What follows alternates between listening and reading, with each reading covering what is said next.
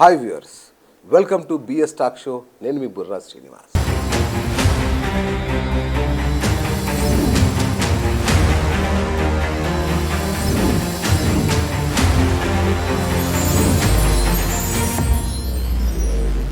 ఆంధ్రప్రదేశ్లో కూటమి ప్రభుత్వం ఏర్పడి దాదాపు 3 నెలలు కావస్తోంది. మరి ఆ ప్రోగ్రెస్ రిపోర్ట్ ఏంటో తెలుసుకునే ప్రయత్నం చేద్దాం.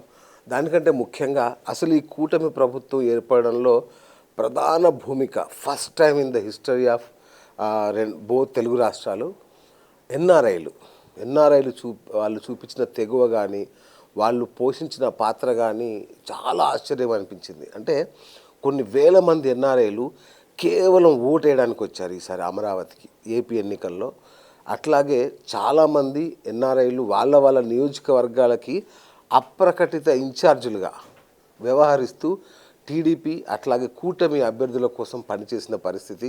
వాళ్ళ సొంత ఖర్చులతో అట్లా పార్టీకి కూడా సంబంధం లేకుండా చెప్పకుండా అంటే ఎంత ప్రతిష్టాత్మకంగా తీసుకున్నారంటే అసలు ఒక సినిమాలో డైలాగ్ ఉంటుంది, రణమా మరణమా శరణ్, ఆ స్టైల్లో వాళ్ళు చేసిన విధానం నిజంగా హ్యాట్స్ ఆఫ్ వాళ్ళకి. సో మొత్తానికి వాళ్ళు అనుకున్నట్టుగా వాళ్ళ ప్రభుత్వాన్ని తెచ్చుకున్నారు, బాబుని గద్దెనెక్కించుకున్నారు. మరి ఎన్ఆర్ఐలు ఎందుకు ఇంత సాహసం చేశారు, వాళ్ళకి ఏం కావాలి, మరి దాన్ని బాబు తీరుస్తాడా, ఇవన్నీ తెలుసుకునేందుకు ఒక మెగా వీరాభిమాన హార్డ్ కోర్ టీడీపీ కార్యకర్త అనుకోండి, నాయకుడు అనుకోండి, తను ఎన్ఆర్ఐ. సో తను అయితే ఏకంగా ఎన్నికల టైంలో సెక్యూరిటీ గార్డ్స్ను పెట్టుకొని తిరిగారు ఇక్కడ ఎలక్షన్ల కోసం. ఆయనకి నవ్వుతుంది, ఎందుకంటే తన మీద ఆల్రెడీ వాళ్ళ ఇంటి మీద దాడులు జరిగాయి. తను ఒకసారి అరెస్ట్ 2023లో అరెస్ట్ చేశారు, ఎయిర్పోర్ట్లోనే పట్టేసుకున్నారు. ఆయన మీద లుక్అవుట్ నోటీస్, అదేంటి పెద్ద పెద్ద క్రిమినల్స్ కోసం చేసే లుక్అవుట్ నోటీస్ కూడా జారీ చేసిన పరిస్థితి. సో మొత్తంగా ఆయన ఎలక్షన్ల ముందు కూడా మేము కలిసాము, అప్పుడు కూడా చెప్పాడు, అన్న ప్రభుత్వం రాకపోతే అడుగు, ఇది మాకు జీవన్మరణ సమస్య అన్న రేంజ్లో వాళ్ళు ఫైట్ చేశారు, విజయం సాధించారు. తను ఎవరో కాదు, యష్ బొద్దులూరి, యుఎస్లో ఉంటారు. సో అనుకోకుండా మళ్ళీ ఇప్పుడే మొన్ననే వచ్చారు, అంటే విజయం తర్వాత మళ్ళీ ఒకసారి వచ్చారు. సో అందుకని వాళ్ళ విజయాన్ని ఎలా ఆస్వాదిస్తున్నారో తెలుసుకునే ప్రయత్నం చేద్దాం. అన్నయ్య నమస్తే. నమస్కారం. So first congratulations. Thank you so much. అసలు అప్పుడు ఎలక్షన్ల ముందు అది చూశాను నేను, అందుకే నాకు మిమ్మల్ని చూస్తుంటే చాలా అంటే ఏదో నేనే సక్సెస్ సాధించినంత ఆనందంగా ఉంది. అప్పుడు మీరు చెప్పిన మాటలు కానీ రికార్డెడ్గా ఉన్నాయి నా దగ్గర. నాకు గెలుస్తున్నాం, పక్కా రాసి పెట్టుకో, ఇన్ని సీట్లు వస్తాయి, ఇంత వస్తుంది, ఇలా ఉంటుందని మీరు చెప్పారు. కానీ మేము ఎవరైనా ఎందుకో నమ్మలేకపోయాం, ఎందుకంటే అప్పుడున్న పరిస్థితి, అప్పుడున్న రిపోర్ట్లు, సర్వేలు, exit polls, pre poll exit poll, ఎన్ని మాయలు, ఎన్ని మాయోపాయాలు. 160 సీట్లు అని చెప్పినారు. అవును, నమ్మాలి ఎవరు అసలు. ఎట్లా అక్కడ ఉన్న సిచ్యువేషన్ ఎలా ఉంది, జనం నోరు విప్పరు, జనం టీడీపీకి వేయబోతున్న విషయం చెప్పలేదు, అందరూ గుమ్మనంగా మౌనంగా అలా ఉండి ఒక సునామీయే సృష్టించారు. అవును. సో ఎట్లా ఉందన్న మీకు యాక్చువల్గా? అంటే మేము ఆ రోజున్న పరిస్థితులు 2019 నుంచి 2024 వరకు ఉన్న పరిస్థితులు, యావత్తు ప్రపంచం ఆంధ్రప్రదేశ్ రాష్ట్రం వైపు చూసి ఇలాంటి రాజకీయ నాయకుడా ఆంధ్రప్రదేశ్ రాష్ట్రాన్ని పాలించేది అన్నట్టుగా ఆంధ్రప్రదేశ్ రాష్ట్రంలో పరిపాలన కొనసాగింది. ఓకే. దారుణాతి దారుణంగా, అంటే 5 ఏళ్ల పసి బాలిక ఆంధ్రప్రదేశ్ రాష్ట్రం. ఓకే. 2014 విడిపోయి 2019కి 5 ఏళ్ళు. 5 ఏళ్ల పసిబాలికని జగన్ రెడ్డి చేతిలో పెడితే నీచంగా రేప్ చేసి పడేశాడు జగన్మోహన్ రెడ్డి ఆంధ్రప్రదేశ్ రాష్ట్రాన్ని. అంత దారుణంగా తయారు చేశాడు ఆంధ్రప్రదేశ్ రాష్ట్రాన్ని. రాష్ట్రానికి రూపాయి పెట్టుబడి తీసుకురాకుండా, రూపాయి సంపద సృష్టించకుండా, ఒక ప్రాజెక్టు పూర్తి చేయకుండా, ఒక పిల్లోడికి ఉద్యోగం ఇవ్వకుండా, రాష్ట్రాన్ని కుక్కలు చింపిన విస్తరాకు చేసి దాచుకోవటం విధంగా జగన్మోహన్ రెడ్డి పరిపాలన. మాలాంటి ఎన్ఆర్ఐలు కూడా జగన్మోహన్ రెడ్డి చేస్తున్న అరాచకాలను ఎప్పటికప్పుడు ఎత్తి చూపించే ప్రయత్నం చేస్తూనే వచ్చినాం. దానిలో భాగంగా మీద కేసులు పెట్టిండు, మా తల్లిదండ్రుల మీద దాడి చేశారు, మా తమ్ముడి మీద దాడి చేశారు, నా మీద లుక్అవుట్ నోటీస్ ఇచ్చాడు. అంటే ఒక లుక్అవుట్ నోటీసు ఒక రాజకీయ ఉగ్రవాదులకి, ఆర్థిక ఉగ్రవాదులకి ఇవ్వాల్సిందే.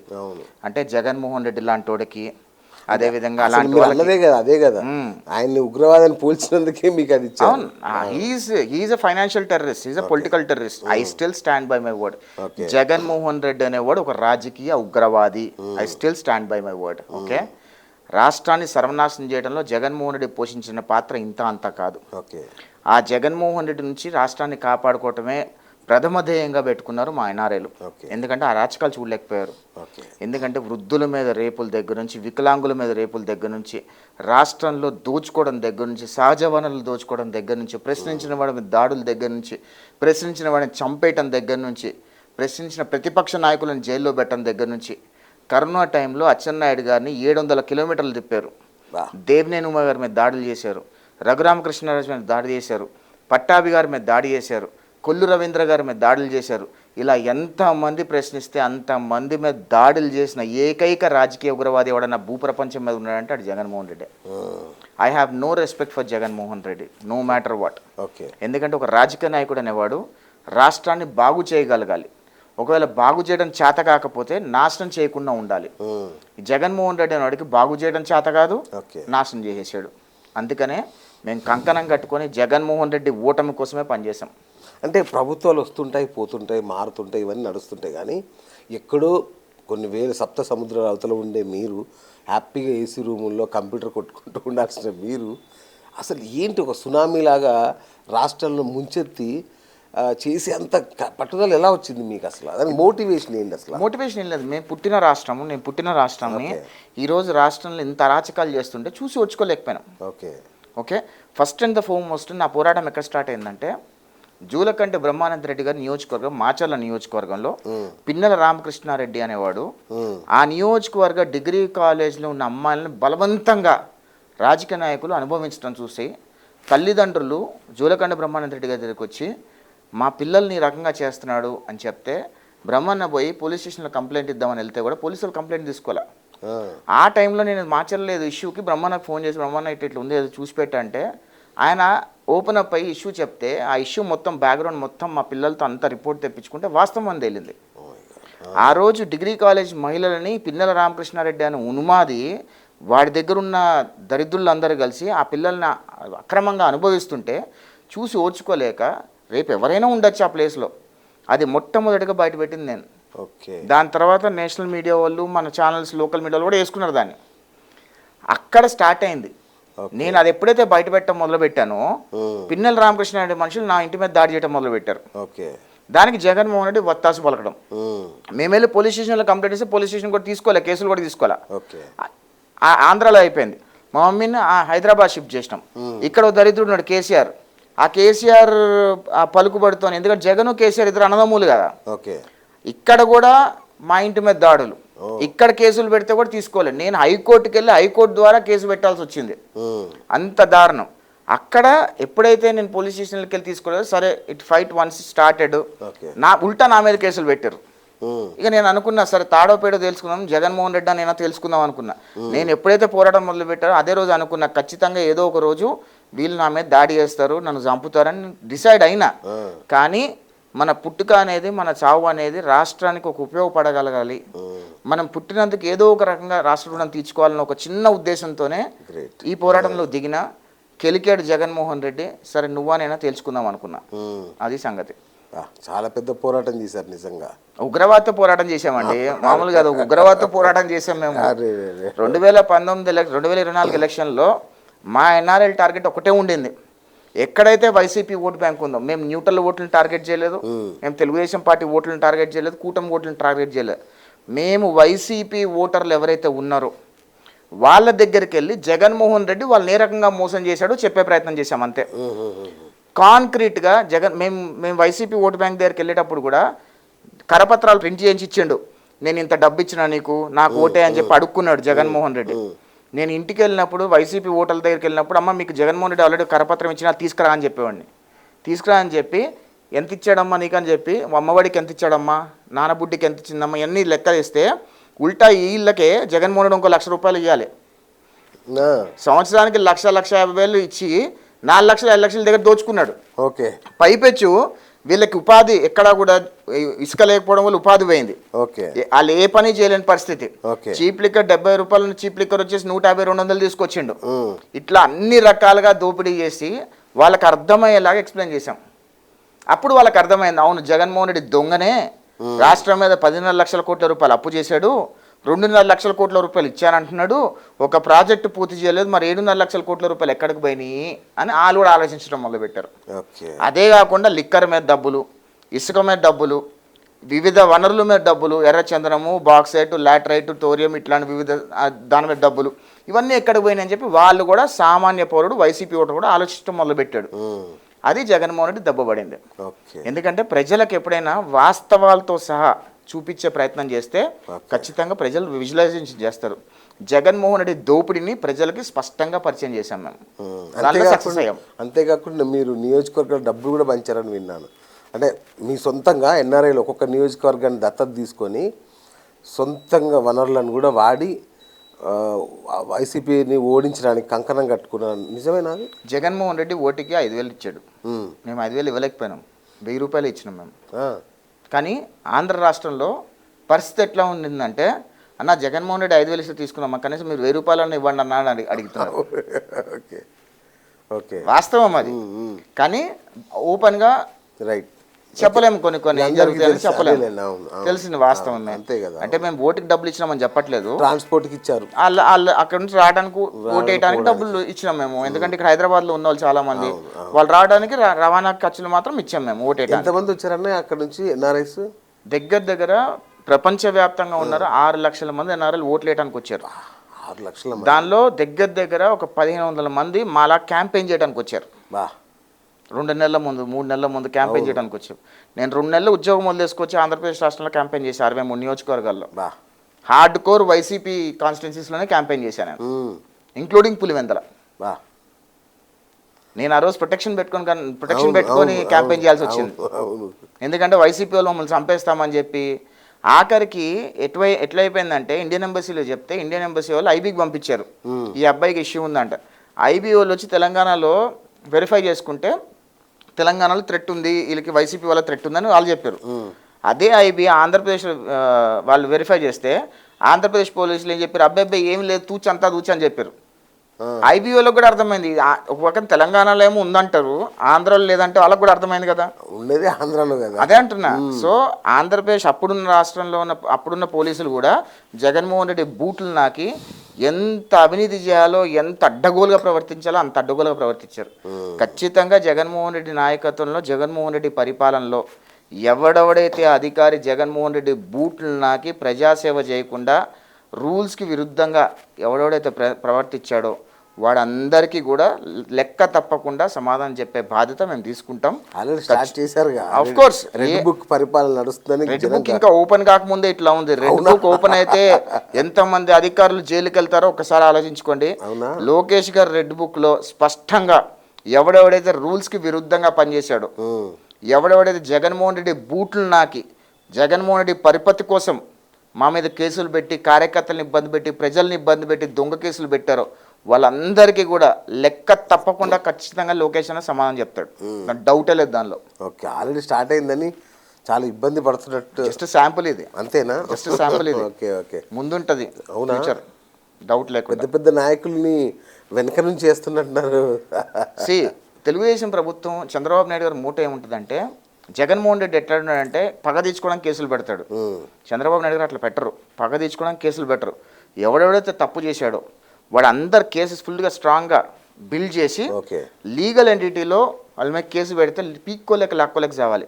వైఎస్ రాజశేఖర రెడ్డి హయాంలో ఎంతమంది ఐఏఎస్ అధికారులు, ఎగ్జాంపుల్ శ్రీలక్ష్మి అనే ఐఏఎస్, ఆమె టాపర్ ఉండేది, కొంచెం కూడా సిగ్గు లేకుండా అవినీతి పందికొక్కులాగా తిని రాజశేఖర రెడ్డి టైంలో జైలుకి వెళ్ళి పెరాలసిస్ స్ట్రోక్ వస్తే కూడా అది అయిపోయిన తర్వాత మళ్ళీ జగన్మోహన్ రెడ్డి ప్రభుత్వంలోకి తెలంగాణ నుంచి డిప్యుటేషన్ పెట్టుకొని వచ్చింది. డిప్యుటేషన్ పెట్టుకొని వచ్చిన ఆమె సరిగ్గా పనిచేసుకోవాలి కదా. అక్కడ కూడా ఏపీసీఆర్డీఏలో ఎంత అవినీతి చేసిందో శ్రీలక్ష్మి చెప్పకూడదు అసలుకి. అసలు ఇంత కూడా ఎట్లా ఆమె వాళ్ళు చదివిన చదువులకి ఎంత సిగ్గు లేకుండా ఏ రకంగా అంత అవినీతి పందుకోకుండా ప్రవర్తిస్తారో నాకు అర్థం కాదు. Srilakshmi is a best example. She's a fully corrupted IAS అధికారి, బ్రూటల్లీ కరప్టెడ్ ఐఏఎస్ అధికారి. నా దగ్గర కనీసం 10 మంది వచ్చి మొన్న చెప్పారు, అన్న ఏదైనా ఏపీసీఆర్డీలో చేయాలంటే ₹1 కోటి పని అయితే 20 లక్షలు ఆమెకి ఇవ్వాలంట ముట్ట. 20% అన్నీ ఉన్నాయి, ఎవిడెన్సెస్లు అన్నీ ఉన్నాయి. ఆమె మీద కూడా ఎవిడెన్స్, ఆమె ఎంత అవినీతి చేసిందో ఎవిడెన్సెస్ ఉన్నాయి. అవన్నీ కూడా ఎవిడెన్సెస్తో కేసులు పెడతాం, తప్పకుండా అందరినీ జైలుకి పంపించే బాధ్యత తీసుకుంటాం. అంటే మీరంతా అమెరికాలో ఓకే మంచిగా కాస్త డబ్బులు వస్తాయి. నాకు ఆశ్చర్యపోయేది ఏంటంటే గల్ఫ్ కంట్రీస్ నుంచి చాలామంది ఉద్యోగాలు మానేసి లీవులు పెట్టి ఒక 3 నెలలు లీవులు పెట్టి వచ్చి ఇక్కడ పని చేశారంటే నేను చాలా ఆశ్చర్యపోయా అసలు. మోటివేషన్ ఏంటంటే దానికి అదే సింపుల్ అర్థం కాదు. మోటివేషన్ ఎంత మోటివేషన్ ఉంటే వస్తారు నిజంగా. మోటివేషన్ అంటే ఒకటేనండి, వాళ్ళ రాష్ట్రం ఇంత అన్యాయం అయిపోతుందని చూసి ఎవ్వడు వచ్చుకోలేకపోయాడు. ఎగ్జాంపుల్ ఎన్ఆర్ఐలు వదిలేసేయండి. ఎన్ఆర్ఐలు అంటే ఎడ్యుకేటెడ్, వాళ్ళు చదువుకున్న వాళ్ళు, వాళ్ళు ఏం జరుగుతుందో తెలుసు, వాళ్ళు కొంచెం ఆలోచించగలుగుతారు. ఇక్కడ వివిధ రాష్ట్రాల్లో వలస పోయి కూలి పని చేసుకునే వాళ్ళు, వాచ్మెన్లుగా పనిచేసుకునే వాళ్ళు, వాళ్ళు రోజువారీ కూలీలు వాళ్ళు ఒక రోజు వాళ్ళకి ఉద్యోగం పోతే 500 రూపాయలు పోతాయి వాళ్ళకి. ఒక రోజు వాచ్మెన్ మానేస్తే 500 రూపాయలు పోతాయి. అలాంటి వాళ్ళు కూడా 2-3 రోజులు సెలవులు పెట్టుకొని ఆంధ్రప్రదేశ్ వెళ్ళి ఓటేసి వెనక్కి వచ్చిర్రు అంటే ఎంత కసిగా ఆంధ్రప్రదేశ్ రాష్ట్రాన్ని కాపాడుకున్నారు రాష్ట్ర ప్రజలు అనేది పర్ఫెక్ట్ సంకేతం ఇది. ఆంధ్రప్రదేశ్ రాష్ట్రంలో జగన్మోహన్ రెడ్డి 1 టైం సీఎం. ఇంకా జీవితంలో జగన్మోహన్ రెడ్డి ముఖ్యమంత్రి కాలేడు. అవునా? ఆంధ్రప్రదేశ్ రాష్ట్ర ప్రజలు ఇలాంటి రాజకీయ ఉగ్రవాదులకి ఓటు వేయరు. ఇది చాలా కేటగారికల్గా 2024 ఎలక్షన్లో ఆంధ్రప్రదేశ్ రాష్ట్ర ప్రజలు ఏంటి అనేది ప్రపంచ స్థాయి పెట్టుబడిదారులకు చూపించారు. ఎందుకంటే 2019లో జగన్మోహన్ రెడ్డి చెప్పిన మాటలు నమ్మి మోసపోయి ఓటేశారు కదా. అప్పుడు ప్రపంచ స్థాయి పెట్టుబడిదారులందరూ ఏమనుకున్నారు తెలుసా?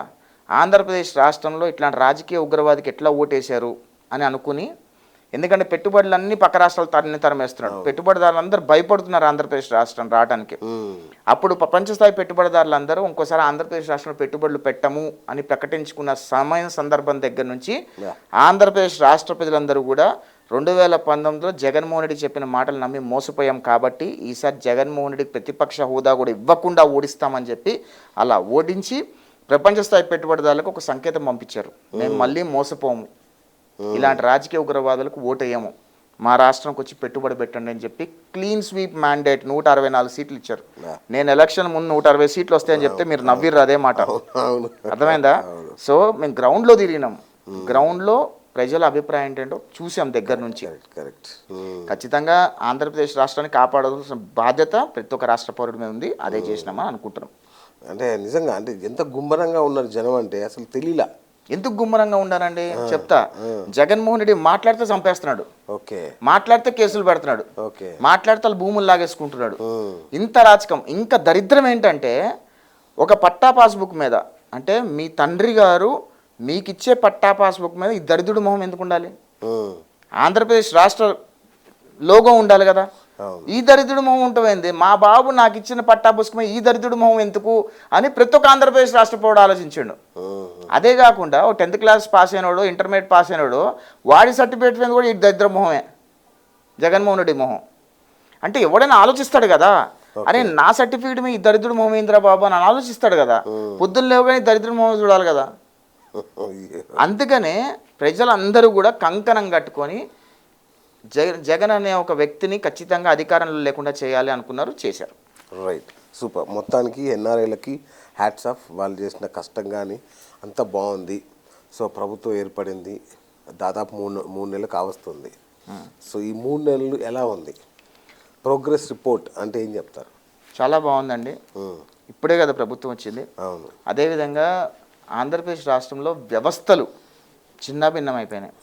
చంద్రబాబు నాయుడు గారు రోజుకి 16-18 గంటలు పనిచేస్తున్నారు ఆయన వ్యవస్థలను సెట్ చేయడానికి.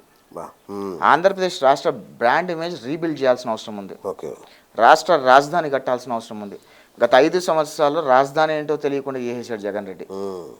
అసలు టెక్స్ట్ బుక్స్లో కూడా మీ ఆంధ్రప్రదేశ్ క్యాపిటల్ ఏంటంటే ఎవరికి తెలియని పరిస్థితి. అలాంటి స్థాయి నుంచి మళ్ళీ బ్రాండ్ ఇమేజ్ బిల్డ్ చేసి రాష్ట్ర రాజధాని కట్టి రాష్ట్రంలో పెట్టుబడిదారులు అందరినీ ఆకర్షించి రాష్ట్రాన్ని బాగు చేస్తారు చంద్రబాబు నాయుడు గారు అనే నమ్మకంతో ఆంధ్రప్రదేశ్ రాష్ట్రపతి చంద్రబాబు నాయుడు గారిని ముఖ్యమంత్రి కుర్చీలో కూర్చోబెట్టారు.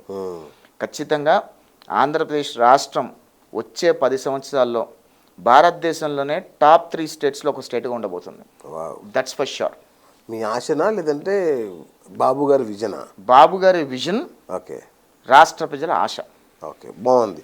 అయితే బాబు గారు చాలా హామీలు ఇచ్చారు, ఇది చేస్తాను అది చేస్తానని చాలా హామీలు ఇచ్చారు. కానీ ఒక్క పెన్షన్లు తప్ప ఇంతవరకు 3 నెలలు అవుతుంది, జనం ఎదురు చూస్తున్నారు. ఏమన్నా సంక్షేమ పథకాలు, ఏమైనా డబ్బులు రిలీజ్ చేస్తారా, ఏమన్నా వస్తుందా అని. ఇంతవరకు ఏం కనబడట్లేదు. సంక్షేమ పథకాలు ఎన్నిసార్లు ఇస్తారండి? సంవత్సరానికి ఒకసారి ఇస్తారు కదండి. ఇంకా చాలా ఉన్నాయిగా. ఏదైనా ఫ్రీ బస్సు కావచ్చు, ఫీ రియంబర్స్మెంట్ కానీ ఇలా సంక్షేమ పథకాలు, రైతు రుణమాఫీ కానీ ఏదన్నా సంవత్సరానికి ఒకసారి ఇస్తారు. చంద్రబాబు నాయుడు గారు ఎక్కి 3 నెలలు అయింది. అవును. ఇంకా మాకు ఇంకా దగ్గర దగ్గర 9 నెలలు ఉంది మాకు. రైట్, 9 నెలల్లో ఖచ్చితంగా చేయాల్సినవి చేస్తాం. ఏదైతే పెన్షన్లు అన్నారో, వికలాంగుల పెన్షన్ అన్నారో, వృద్ధుల పెన్షన్లు అన్నారో, ఏదైతే హామీలు ఇచ్చారో అన్నీ చేసుకుంటూ వస్తున్నారు. దానిలో డౌటే లేదు. జగన్మోహన్ రెడ్డి మొత్తం ఖజానాన్ని నాకేశాడు. ఖజానాన్ని నాకేయకుండా రాష్ట్రాన్ని మొత్తం భ్రష్టు పట్టించాడు. రాష్ట్రంలో వనరుల మీద దగ్గర నుంచి అన్ని రకాలుగా సర్వనాశనం చేశాడు. జగన్మోహన్ రెడ్డి ఎంత దోచుకున్నాడు తెలుసా అండి? సామాన్య పడు చెత్త మీద 5 రూపాయల పన్ను కూడా దోచుకున్నాడు. అవన్నీ తీసేసాం కదా రాగానే. అంటే రాష్ట్రాన్ని గాడిలో పెట్టి రాష్ట్ర ఖజానాన్ని కూడా ఒక దారిలోకి తీసుకొచ్చి ఖచ్చితంగా తూచా తప్పకుండా చంద్రబాబు నాయుడు గారు ఏవైతే హామీలు ఇచ్చారో అవన్నీ కూడా నెరవేరుస్తారు చంద్రబాబు నాయుడు గారు. దానిలో ఎటువంటి బెషిజాలకు లేదు, ఎటువంటి ఆలోచన లేదు. అవునా? అంటే చూస్తుంటే అంటే చాలా కేటగిరికల్ మర్చిపోతున్నాడేమో బాబు ఈ హామీల విషయం అనేలాగా కనబడుతుంది. ఏం మర్చిపోరండి, రాష్ట్రంలో జగన్మోహన్ రెడ్డి 5 సంవత్సరాలు చేసిన దరిద్రాన్ని కడుక్కోలేకనే టైం పడుతుంది. ఇంకా ఆ దరిద్రాన్ని అంతా కడగాలి కదా. ఈయన తీసుకొచ్చి మొత్తం అంతా కరప్టెడ్ ఆఫీసర్లు అందరిని పెట్టాడు. అన్ని శాఖల్లో కరప్టెడ్ ఆఫీసర్లు పెట్టారు. అన్ని శాఖల్లో అవినీతి పందికొక్కులు ఉన్నాయి. ఆ అవినీతి పందికొక్కులు అన్ని పారదోరాలి కదా. ఆ అవినీతి పందికొక్కులు అన్ని తీయాలి కదా బయటికి.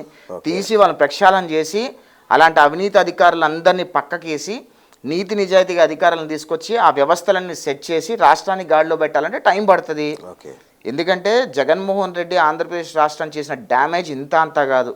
50 సంవత్సరాల్లో రాష్ట్రానికి ఎంత డ్యామేజ్ చేయొచ్చో జగన్మోహన్ రెడ్డి 5 సంవత్సరాలు అంత డ్యామేజ్ చేశాడు. రాష్ట్రాన్ని అంత సర్వనాశనం చేసేసాడు. టైం పడుతుంది, దానిలో డౌటే లేదు. అందుకే పవన్ కళ్యాణ్ గారు కూడా ఏమంటున్నారంటే వచ్చేసారి కూడా సీఎంగా చంద్రబాబు నాయుడు గారే ఉండాలని పవన్ కళ్యాణ్ గారు కూడా అంటున్నారు. ఎందుకంటే it's very clear evident that Andhra Pradesh was destroyed by Jaganmohan Reddy. Very clear evident. And people of Andhra Pradesh will not accept Jaganmohan Reddy ever in their life. Okay. మామూలుగా అంటే ఇది ఎట్లుంటుందంటే ఏపీలో కమ్మ కాపు అని ఒక ఫైట్ నడుస్తుంటుంది. సో ఫస్ట్ టైం ఇంత అద్భుతమైన సయోధ్య ఇంత అద్భుతంగా ఎలా కుదిరింది అసలు నాకు అసలు అర్థం కాల. కమ్మ కాపుకి ఎప్పుడు ఫైట్ లేదండి. రాజకీయంగా ఉంటుంది, కాంపిటీషన్ ఉంటుందేమో కానీ ఎక్కడ కూడా రాజకీయ వైరుధ్యం అంటూ ఎప్పుడు లేదు. కమ్ములు కాపులు ఎప్పుడు కలిసే ఉంటారు. బీసీలు ఓసీలు ఎప్పుడు కలిసే ఉంటారు. ఫైట్ అలా ఏంటంటే కమ్మకి రెడ్డికి ఉందా ఫైట్ ఉందని అనుకుంటారు. ఎందుకంటే రెడ్డి సామాజిక వర్గం అంతా కాంగ్రెస్ ఉంటుంది, కమ్మ సామాజిక వర్గం అంతా ఇటు సైడ్ ఉంటారు. కానీ టెక్నికల్గా చెప్పాలంటే చంద్రబాబు నాయుడు గారు కమ్మల్ని ఎప్పుడు ఆయన నెత్తి మీద పెట్టుకోరు. ఆ కంప్లైంట్ ఉంది. చంద్రబాబు బయట వాళ్ళు ఏమంటారు అంటే కమ్మోళ్ళు చంద్రబాబు నాయుడు ఏదో చేసేస్తున్నాడు అనుకుంటారు.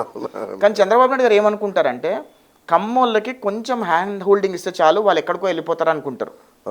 ఆయన ఏది మాకు కమ్మ సామాజిక వర్గానికి ఇది చెయ్యాలి అని అనుకోరు. ఎందుకంటే we are already well established, we can lift ourselves up.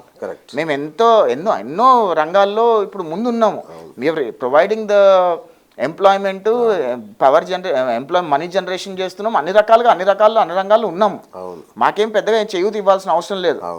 కాకపోతే చంద్రబాబు నాయుడు విజన్ ఏంటంటే ఆయన కమ్మోడు కాబట్టి వీళ్ళందరూ మాకు ఏదో చేస్తున్నారని ఫీలింగ్లో ఉన్నాడు. కానీ ఒకటి గుర్తుపెట్టుకోండి, జగన్మోహన్ రెడ్డి హయాంలో దాదాపు 6200 మంది రెడ్లకి పదవులు ఇచ్చాడు జగన్మోహన్ రెడ్డి. మరి చంద్రబాబు నాయుడు గారు 14 సంవత్సరాలు ముఖ్యమంత్రిగా పనిచేశారు. మళ్ళీ నాలుగోసారి ముఖ్యమంత్రి పనిచేస్తున్నారు. మొత్తం 14 సంవత్సరాల్లో ముఖ్యమంత్రిగా పనిచేసిన చంద్రబాబు నాయుడు గారి హయాంలో ఎంతమంది కమ్మోళ్ళకి పదవులు వచ్చాయో చూడండి ఒకసారి. ఆయన ఏంటంటే చంద్రబాబు నాయుడు గారు సామాజిక న్యాయం చేయాలి, అన్ని కులాలకి అన్ని రకాలుగా వాళ్ళకి న్యాయం చేయాలనుకుంటారు. సో ఇప్పుడు చంద్రబాబు నాయుడు గారు ముఖ్యమంత్రి అయితే ఆయన 2 క్యాబినెట్ హోదాలతో పోల్చుకుంటాడు. ఆయన 2 కమ్మోళ్ళకి హోదాలు పోయినట్టే కదా. అదే ఒక కాపు ముఖ్యమంత్రి అయితే 4 క్యాబినెట్లో 4 కమ్మోళ్ళకి వస్తాయి కదా.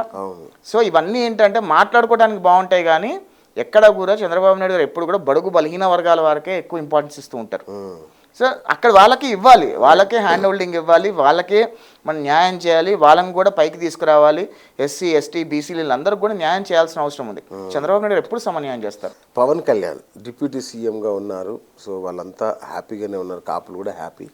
కానీ నేను చూస్తున్న పరిణామ క్రమంలో బాబు పవన్ కళ్యాణ్ మెల్లిమెల్లిగా దూరం చేస్తున్నాడేమో, కొంచెం గ్యాప్ పెరుగుతుందేమో అనిపిస్తుంది. ఏం ఉండదండి, బయట నుంచి చుట్టానికి బాగుంటాయి. ఇద్దరు శుభ్రంగా పక్కన కూర్చొని నవ్వుకుంటున్నారు, మంచిగా ముచ్చట్లు పెట్టుకుంటున్నారు, ఇవన్నీ బాగానే ఉంటాయి. జర్నలిస్టులు ఏంటంటే ఏదో మసాలా కావాలి కాబట్టి ఏదో మసాలా వేస్తుంటారు జర్నలిస్టులు తప్పితే ఎక్కడా కూడా. ఎప్పుడైనా అండి 3 పార్టీలు అలయన్స్లో ఉన్నప్పుడు చిన్న భేషాభిప్రాయము, ఒపీనియన్ ఆఫ్ డిఫరెన్స్ ఉంటూనే ఉంటుంది, దానిలో డౌటే లేదు. కానీ చంద్రబాబు నాయుడు గారు పవన్ కళ్యాణ్ గారికి అట్మోస్ట్ ఇంపార్టెన్స్ ఇస్తున్నారు. లైక్ వైజ్ పవన్ కళ్యాణ్ గారు కూడా చంద్రబాబు నాయుడు గారు అట్మోస్ట్ ఇంపార్టెన్స్ ఇస్తున్నారు. Their alliance is pretty good. వాళ్ళ అలయన్స్ కూడా పవన్ కళ్యాణ్ గారు కానీ చంద్రబాబు నాయుడు గారు కానీ రాష్ట్రం బాగుపడాలనుకుంటున్నారు, కానీ వాళ్ళ కుటుంబాలు ఏదో బాగుపడాలి, దోచుకోవాలి అని ఎప్పుడు అనుకోవట్లా వాళ్ళు. అంటే కొన్ని ప్రభుత్వ ప్రకటనలో చాలా వాటిలలో పవన్ కళ్యాణ్ ఫోటో తీశారు. డిప్యూటీ సీఎం ప్రోటోకాల్ ఎప్పుడూ లేదండి, ఎప్పుడు లేదు. ఎప్పుడు తీసేశారో నాకు తెలియదు, కానీ డిప్యూటీ సీఎంకి ప్రోటోకాల్ చంద్రబాబు నాయుడు ముఖ్యమంత్రి పక్కన డిప్యూటీ సీఎం ప్రోటోకాల్ ఎప్పుడూ లేదు. కొత్తగా చంద్రబాబు నాయుడు గారే పెట్టమన్నారు దాన్ని, ఎక్కడెక్కడ అవసరం అక్కడ పెట్టమన్నారు, విచ్ ఇస్ రియలీ గుడ్. నేను తప్పనట్లేదు, కానీ ఎప్పుడూ లేని ప్రోటోకాల్ ఇప్పుడు తీసేశారని అనదు. అసలు ప్రోటోకాలే లేదు, అది లేని ప్రోటోకాల్. చంద్రబాబు నాయుడు గారు చాలా పెద్ద మనసుతో, చాలా మంచితనంతో, మన మిత్రుడు, మన సోదరుడు, మన అలయన్స్లో ఉన్నారు, న్యాయం చేయాలి, కరెక్ట్ ఈక్వల్ ఇంపార్టెన్స్ ఇవ్వాలని చెప్పి చంద్రబాబు నాయుడు ఏ కుర్చీలో కూర్చుంటే పవన్ కళ్యాణ్ గారు కూడా అదే కుర్చీలో కూర్చుంటారు, లేదా పవన్ కళ్యాణ్ గారి కుర్చీలో ఏ కుర్చీలో కూర్చుని చంద్రబాబు నాయుడు గారు అదే కుర్చీలో కూర్చుంటారు. ముఖ్యమంత్రి అని ఎక్కడ బేసిదాలు చూపించలేదు కదా. నేను ఎప్పుడు కూడా ఐ అడ్మైర్ పవన్ కళ్యాణ్ గారు, ఎందుకంటే he's a very good human being. పొలిటికల్గా రైవల్స్ ఉండొచ్చేమో, ఆయన వేరే పార్టీ, మేము వేరే పార్టీ, ఆ పార్టీ మీద 4 మాటలు మాట్లాడచ్చు, కానీ పవన్ కళ్యాణ్ అనే వ్యక్తి మీద నాకు అట్మోస్ట్ ఇంపార్టెన్స్ ఉంది. ఆయన పార్టీ ఐడియాలజీ మీద ఒపీనియన్ ఆఫ్ డిఫరెన్స్ ఉండొచ్చేమో, కానీ but as a human being I always respect him. Wonderful right. అట్లాగే చిరంజీవి గారిని కూడా ఫిల్మ్ డెవలప్మెంట్ కార్పొరేషన్ తరఫునో లేదంటే ఆయన్ని సలహాదారుగా తీసుకురావాలని ఒక ప్లాన్ నడుస్తుందని విన్నాను చిరంజీవి గారిని. అవన్నీ ఊహాగానాలండి. Until unless everything comes out officially మనం ఏం చేయలేము. చిరంజీవి గారు గొప్ప వ్యక్తి, no doubt about it, but పాలిటిక్స్లో I have no image for him. నాకేం పెద్ద ఆయన పొలిటికల్, ఆయన హీరోగా I like it, but as a politician I don't like him at all. He is a failure politician. Chiranjeevi గారు ఈజ్ ఎ పక్కా failure politician. ఆయన ఫెయిల్యూరే కాకుండా కూడా చాలా మంది జీవితాలు సర్వనాశనం చేసాడు ఆయన పాలిటిక్స్గా. మేబీ సినిమా యాక్టర్గా he might be a god, I respect that, but పొలిటీషియన్గా is a failure politician Chiranjeevi గారు. ఓకే, అదే ఇప్పుడు ఇక అలయన్స్లో ఉన్నారు కాబట్టి మళ్ళీ తీసుకొస్తున్నారు అన్నమాట. తీసుకొస్తే మంచిదే, డెఫినెట్గా మంచిది. ఎందుకంటే చిరంజీవి గారు లాంటి మెగాస్టారు ఫిలిం డెవలప్మెంట్ కార్పొరేషన్కి వచ్చి మంచి చేస్తే ఇంకా మంచిదే, అందరూ స్వాగతిస్తాం, దానిలో డౌటే లేదు. ఎందుకంటే మెగా ఫ్యామిలీలో అందరికంటే ఎక్కువ అత్యంత నేను గౌరవించేది పవన్ కళ్యాణ్. ఎందుకంటే by nature, by humanity he's amazing. నాకు చిరంజీవి గారు నచ్చరు, ఓపెన్గా చెప్తున్నాను. పవన్ కళ్యాణ్ గారు నాకు చాలా ఇష్టం. He's a human being, that's all I respect him. Right. అట్లాగే అల్లు అర్జున్ గురించి ఏంటి మీ కామెంట్? అంటే హీఈస్ ఎ బిజినెస్ మ్యాన్ అండి, he's a commercial. Allu Arjun గారు commercial, very commercial. Allu Aravind is they are very commercial. అంటే పవన్ కళ్యాణ్ గారు ప్రజల కోసం ఆలోచిస్తారు, కానీ అల్లు అర్జున్ ఫుల్ కమర్షియల్గా ఆలోచిస్తాడు, ప్రజల కోసం ఆలోచించాడేమో అనే అభిప్రాయం అయితే నాలో ఉంది. సొంత మేనమామనే అల్లు అర్జున్ సపోర్ట్ చేసిన పార్టీలో ఉన్న వ్యక్తితో పోరాడుతున్నాడు, ఆ పార్టీతోనే పోరాడుతున్నాడు ఆయన. అలాంటి పార్టీతో పోరాడుతున్న వాళ్ళల్లో ఆయన పోయి అక్కడ సపోర్ట్ చేయడం అనేది కరెక్ట్ కాదంట. మేబీ అల్లు అర్జున్ ఫ్యాన్స్కి నచ్చకపోవచ్చు, కానీ సపోర్ట్ చేయొచ్చు. Allu Arjun can support any time, but that was not the time to support. ఎందుకంటే అంత అగ్రెసివ్గా, అంత గట్టిగా పోరాటం చేస్తున్న పవన్ కళ్యాణ్ గారిని కాదని, సొంత మేనమామ అని తెలిసి కూడా పక్కోడికి పోయి సపోర్ట్ చేయడం అనేది కరెక్ట్ కాదని నేను అనుకుంటున్నా, అని నా అభిప్రాయం. ఓకే, పార్టీ విజయం సాధించడంలో నాగబాబు గారిది చాలా కీలక పాత్ర. ప్రభుత్వం ఏర్పడంలో ఆయన చాలా గ్రౌండ్ వర్క్ చేశారు. ఆయన ఎక్కడ ముందుకు తీసుకొచ్చే ప్రయత్నం జరగట్లేదు, ఏమన్నా అని స్పెషల్ రీజన్? అది వాళ్ళ పార్టీ ఐడియాలజీ అండి, వాళ్ళ పార్టీ ఇష్యూ. అది అంటే కాదు, మిమ్మల్ని ఎందుకు అడిగాను అంటే, పాపం పవన్ కళ్యాణ్ గారు ఒక మీటింగ్లో చెప్పారు, మనకి ఏ పదవులు వచ్చేలా లేవు, మనకి ఏది ఇచ్చేలా లేరు, దయచేసి నన్ను మీరు ఏం అడగండి, పదవులు నేను ఇవ్వలేను అని క్లారిటీ ఇచ్చారు. నేను చూడలేదు, ఇచ్చుంటే అట్లా చెప్పారు, నేను అది స్పీచ్ విన్నాను. సో మరి ఏంటి అసలు, అంటే పాపం ఆయనకి ఏమన్నా అవకాశం ఉందా లేదా? అంటే పవన్ కళ్యాణ్ ఒకటండి, ఏ పార్టీలోనైనా కష్టపడిన కార్యకర్తలకి, కష్టపడిన నాయకులకి సముచితమైన స్థానం అయితే కలుగుతుంది, దానిలో డౌటే లేదు. ఓకే, పవన్ కళ్యాణ్ గారికి రావాల్సిన పదవుల్లో, అంటే ఆయన షేర్ ఆఫ్ పదవుల్లో ఆయనకి ఇస్తారు. మరి పవన్ కళ్యాణ్ గారు ఇష్టం నాగబాబు గారికి ఏమి ఇస్తారు అనేది అది వాళ్ళ party decision. But definitely Pawan Kalyan గారు అయితే ఖచ్చితంగా వాళ్ళు కష్టపడే వాళ్ళందరూ న్యాయం చేస్తారు ఏదో రకంగా. రైట్. దీనికి సంబంధించి ఇంకొకటి ఏంటంటే జూనియర్ ఎన్టీఆర్, ఏంటి ఆయన విషయంలో మీ పార్టీ కానీ మీరు కానీ ఏం ఆలోచిస్తున్నారు? జూనియర్ ఎన్టీఆర్ వాళ్ళ తాతగారిది అండి పార్టీ అది. ఉమ్, ఆయన వచ్చి పని చేసుకోవాలి, బొట్టు పెట్టి ఎవరిని పిలవరు. ఉమ్, ఆయన వచ్చి పని చేసుకోవాలి. ఇది మా తాత పార్టీ కాదు కదా, ఉమ్, ఎన్టీఆర్ గారు మా తాత కాదు కదా, అవును. ఆయన మేము వచ్చి పని చేయట్లే. అట్లనే వాళ్ళు కూడా వచ్చి పని చేసుకోవాలి. అంతేగాని బొట్టు పెట్టి పిలవాలి, వాళ్ళకి ఏదో కుర్చీ వేసి కూర్చోబెట్టాలి అని అనుకుంటే కనుక తప్పదు. అంటే ఆయన తొక్కేయలేదా? ఎవరు తొక్కేస్తారండి? ఎవరిని తొక్కడండి రాజకీయాల్లో. ఎవరిని తొక్కరు. మీకు దమ్ముంది, మీకు సత్తా ఉంది అంటే మీరు ఎక్కడికో వెళ్తారు. సింపుల్. ఎవరు తొక్కాల్సిన అవసరం లేదు. ఇప్పుడు నేను నిజంగా రాజకీయాల్లో పోటీ చేయాలి అని అనుకున్నాను అనుకోండి, నన్ను ఎవరు తొక్కలేడు. నన్ను ఎవరు తొక్కాల్సిన అవసరం లేదు. నాకు దమ్ము ఉంటే నేను షైన్ అవుతా, నాకు దమ్ము లేకపోతే నేను షైన్ కాలేను అంతే. తొక్కేస్తున్నాడు అనే మాట చిల్లర మాట అనుకుంటా నేను. సింపుల్ ఒకటే మాట. వాళ్ళ ఫ్యాన్ ఎప్పుడైనా గుర్తుపెట్టుకోండి, అందరికీ ఫ్యాన్స్ ఉంటారండి. టెర్రరిస్ట్కి ఫ్యాన్స్ ఉంటారు, హీరోకి ఫ్యాన్స్ ఉంటారు, పొలిటీషియన్కి ఫ్యాన్స్ ఉంటారు. రైట్? ఫ్యాన్స్ వాళ్ళోడే కరెక్ట్ అని అనుకుంటారు. టెర్రరిస్ట్కి ఉన్న ఫ్యాన్స్ కూడా టెర్రరిస్ట్ గడే కరెక్ట్ అనుకుంటారు కదా. కరెక్ట్. సో న్యూట్రల్ పర్సన్గా మనం ఆలోచించినప్పుడు జూనియర్ ఎన్టీఆర్ గారు మొన్న జరిగిన ఎలక్షన్స్లో ఖచ్చితంగా వచ్చి కొద్దిగా మాట సాయం అన్న చేసి ఉండాల్సింది. పలానా వాళ్ళు నుంచి ఉంటున్నారు. ఇప్పుడు అల్లు అర్జున్ ఉన్నాడు, అల్లు అర్జున్ వాళ్ళ ఫ్రెండ్ వైసీపీలో ఉంటే పోయి సపోర్ట్ చేయాలా? ఎంత వ్యతిరేకత వచ్చినా పోయి సపోర్ట్ చేశాడు కదా. మరి జూనియర్ ఎన్టీఆర్ వాళ్ళ సొంత పార్టీ అంత హోరాహోరీగా ఒక రాజకీయ ఉగ్రవాదితో తలబడుతుంటే, ఆ రాజకీయ ఉగ్రవాద తలబడుతున్న సమయంలో జూనియర్ ఎన్టీఆర్ గారు ఏం చేయాలి? జూనియర్ ఎన్టీఆర్ గారు కనీసం వాళ్ళకి వచ్చి సపోర్ట్ చేయాలా? అంటే అసలు చంద్రబాబు నాయుడు గారు జైల్లో ఉన్నప్పుడు కూడా కనీసం ఒక స్టేట్మెంట్ కూడా ఇవ్వలేదు అనుకుంటా. అదే అంటున్నా. అది వాళ్ళకు వదిలేస్తాను నేను, జూనియర్ ఎన్టీఆర్ గారికి వదిలేస్తాను నేను. బట్ ఫర్ మీ మన కుటుంబంలో వాళ్ళ భువనేశ్వరి గారు పెద్దమ్మ అవుతారా, అత్త అవుతారు అనుకుంటా. అత్త అవుతారు అనుకుంటా.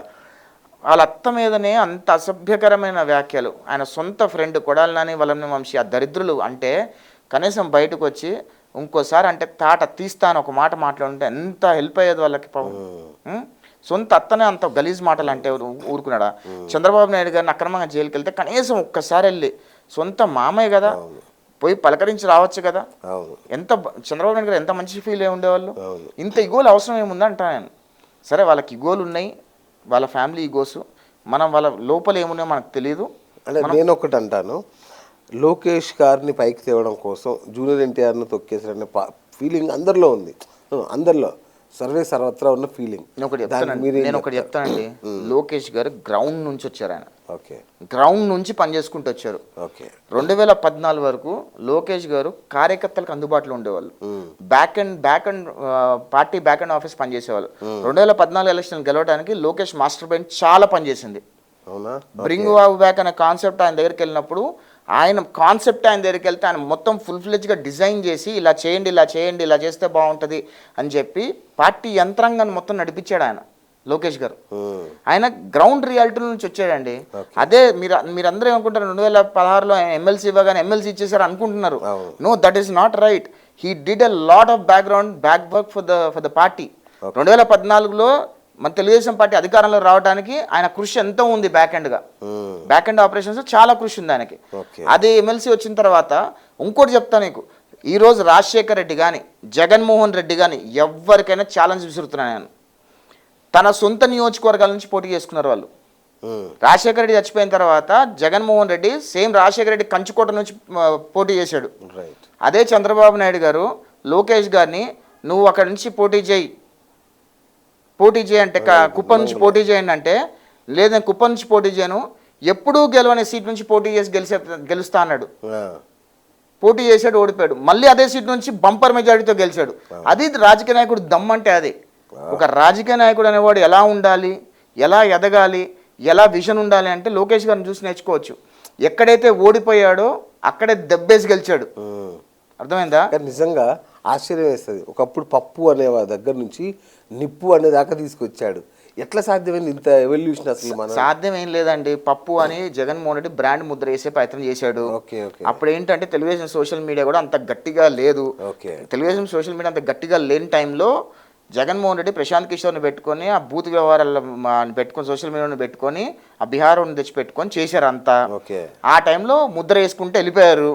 ఖచ్చితంగా ప్రతిపక్ష రాగానే జగన్మోహన్ రెడ్డి లొకేషన్ చూస్తే పోసుకునేటట్టు వచ్చేసాడు అనమాట. ఎక్కడ లోకేష్ గారు బయటకు వస్తే అక్కడ 100 మంది పోలీసులు వచ్చేసేవాళ్ళు. ఎక్కడ స్టూల్ వేసుకొని మాట్లాడితే స్టూల్ ఎత్తుకెళ్ళిపోయారు, మైక్ వేసుకు రాస్తే మైక్ ఎత్తుకెళ్ళిపోయారు. జగన్మోహన్ రెడ్డిని ఒక రేంజ్లో చుచ్చుబోయించాడు లోకేష్ గారు ప్రతిపక్ష నాయకుడిగా ఉన్నప్పుడు. ఎక్కడ పాదయాత్ర ఎన్ని రకాలు చేశారు చూశారు మీరు అంతా. ఎక్కడ స్పష్టంగా అనర్గళంగా మాట్లాడుతూ జగన్మోహన్ చేసిన అరాచకాలు అన్నీ కూడా స్పష్టంగా ప్రస్తావిస్తూ ఎవడెవడైతే అధికారు తప్పులు చేశాడో, ఎవడైతే అధికారు రూల్స్ విరుద్ధంగా పనిచేశారో వాళ్ళందరూ అంతు చూస్తా అని చెప్పిన ఏకైక మొగాడు లోకేష్. ఏ రాజకీయ నాయకుడు చెప్పాడు చెప్పండి? రెడ్ బుక్ అంటే జగన్మోహన్ రెడ్డి భయపడిపోయి సుప్రీంకోర్టులో కేసు వేసుకున్నాడు. లోకేష్ రెడ్ బుక్ పెట్టి బెదిరిస్తున్నాడని. ఆయన రెడ్ బుక్ ఆయన బుక్ పెట్టుకుని రాసుకుంటే వీళ్ళకి ఎందుకు భయము? ఆయన రాజకీయ నాయకులకు భయం ఎందుకు? కేసులు అధికారుల మీద కదా ప్రాబ్లము. ఈయన ఎందుకు పరిగెత్తుకుంటూ సుప్రీంకోర్టులో కేసు లేరా? అందరూ ఉన్నారండి, రాజకీయ నాయకులు ఉన్నారు. ఆల్రెడీ స్టార్ట్ అయింది కదా చాలా మంది. ఇది శాంపుల్, ఇంకా బుక్ ఓపెన్ చేయాలి ఆయన. లోకేష్ బాబు గారు రెడ్ బుక్ ఓపెన్ చేస్తే సీన్ చాలా డిఫరెంట్ గా ఉంటది, రాసి పెట్టుకోండి. Okay right. సో ఎన్ఆర్ఐలు బేసిక్గా ఆశపడ్డది, బాబుకు సపోర్ట్ చేసింది ఒకటి అమరావతి, రెండు పోలవరం, ఈ రెండు కంప్లీట్ కావాలని. నిజంగా ఈ 5 ఏళ్లలో ఈ ఆశలు నెరవేరుతాయని నమ్ముతున్నారా మీరు? తప్పకుండా నమ్ముతున్నామండి. కేంద్ర ప్రభుత్వంలో కీలక పాత్ర పోషిస్తున్నారు చంద్రబాబు నాయుడు గారు. ఖచ్చితంగా ఏపీ అంటే అమరావతి, పి అంటే పోలవరం. ఖచ్చితంగా అమరావతి పోలవరం పట్టాలు ఎక్కిస్తారు చంద్రబాబు నాయుడు గారు.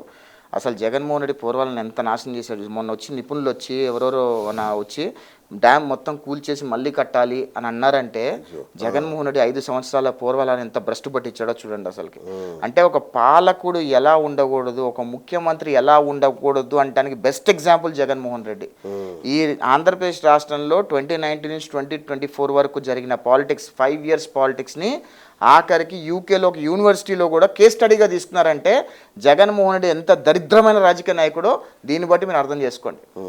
అంత దరిద్రంగా పరిపాలించాడు ఆంధ్రప్రదేశ్ రాష్ట్రాన్ని. రైట్. బాబు ఈ రోజు యాజ్ ఆన్ టుడే దేశంలోని అత్యంత ప్రభావమైన వ్యక్తి. ఈరోజు పవర్ఫుల్, వెరీ పవర్ఫుల్. మోడీ కంటే పవర్ఫుల్ అనే పేరు వచ్చేసింది. ట్రూ అది. ఎందుకంటే మోడీ ఆయన చూస్తేనే భయపడుతున్నాడు. మొన్నటి వరకు బాబుని నాకు కనబడనీయకు అన్న వ్యక్తి ఈరోజు బాబుని చేతులు కట్టే సిచ్యువేషన్కి వచ్చాడు. That is wonderful. కానీ ఈ 3 నెలల్లో ఒక 15,000 కోట్ల అప్పు తీసుకురావడం తప్ప కేంద్రం నుంచి ఏం సాధించాడు బాబు? 15,000 కోట్ల గ్రాంట్ తీసుకొచ్చాం. అప్పు గ్రాంట్ అది. నిర్మలా సీతారామన్ గారు finance minister on the floor of the parliament it is a grant అని చెప్పారు. On the floor of the parliament it is a grant అని చెప్పారు.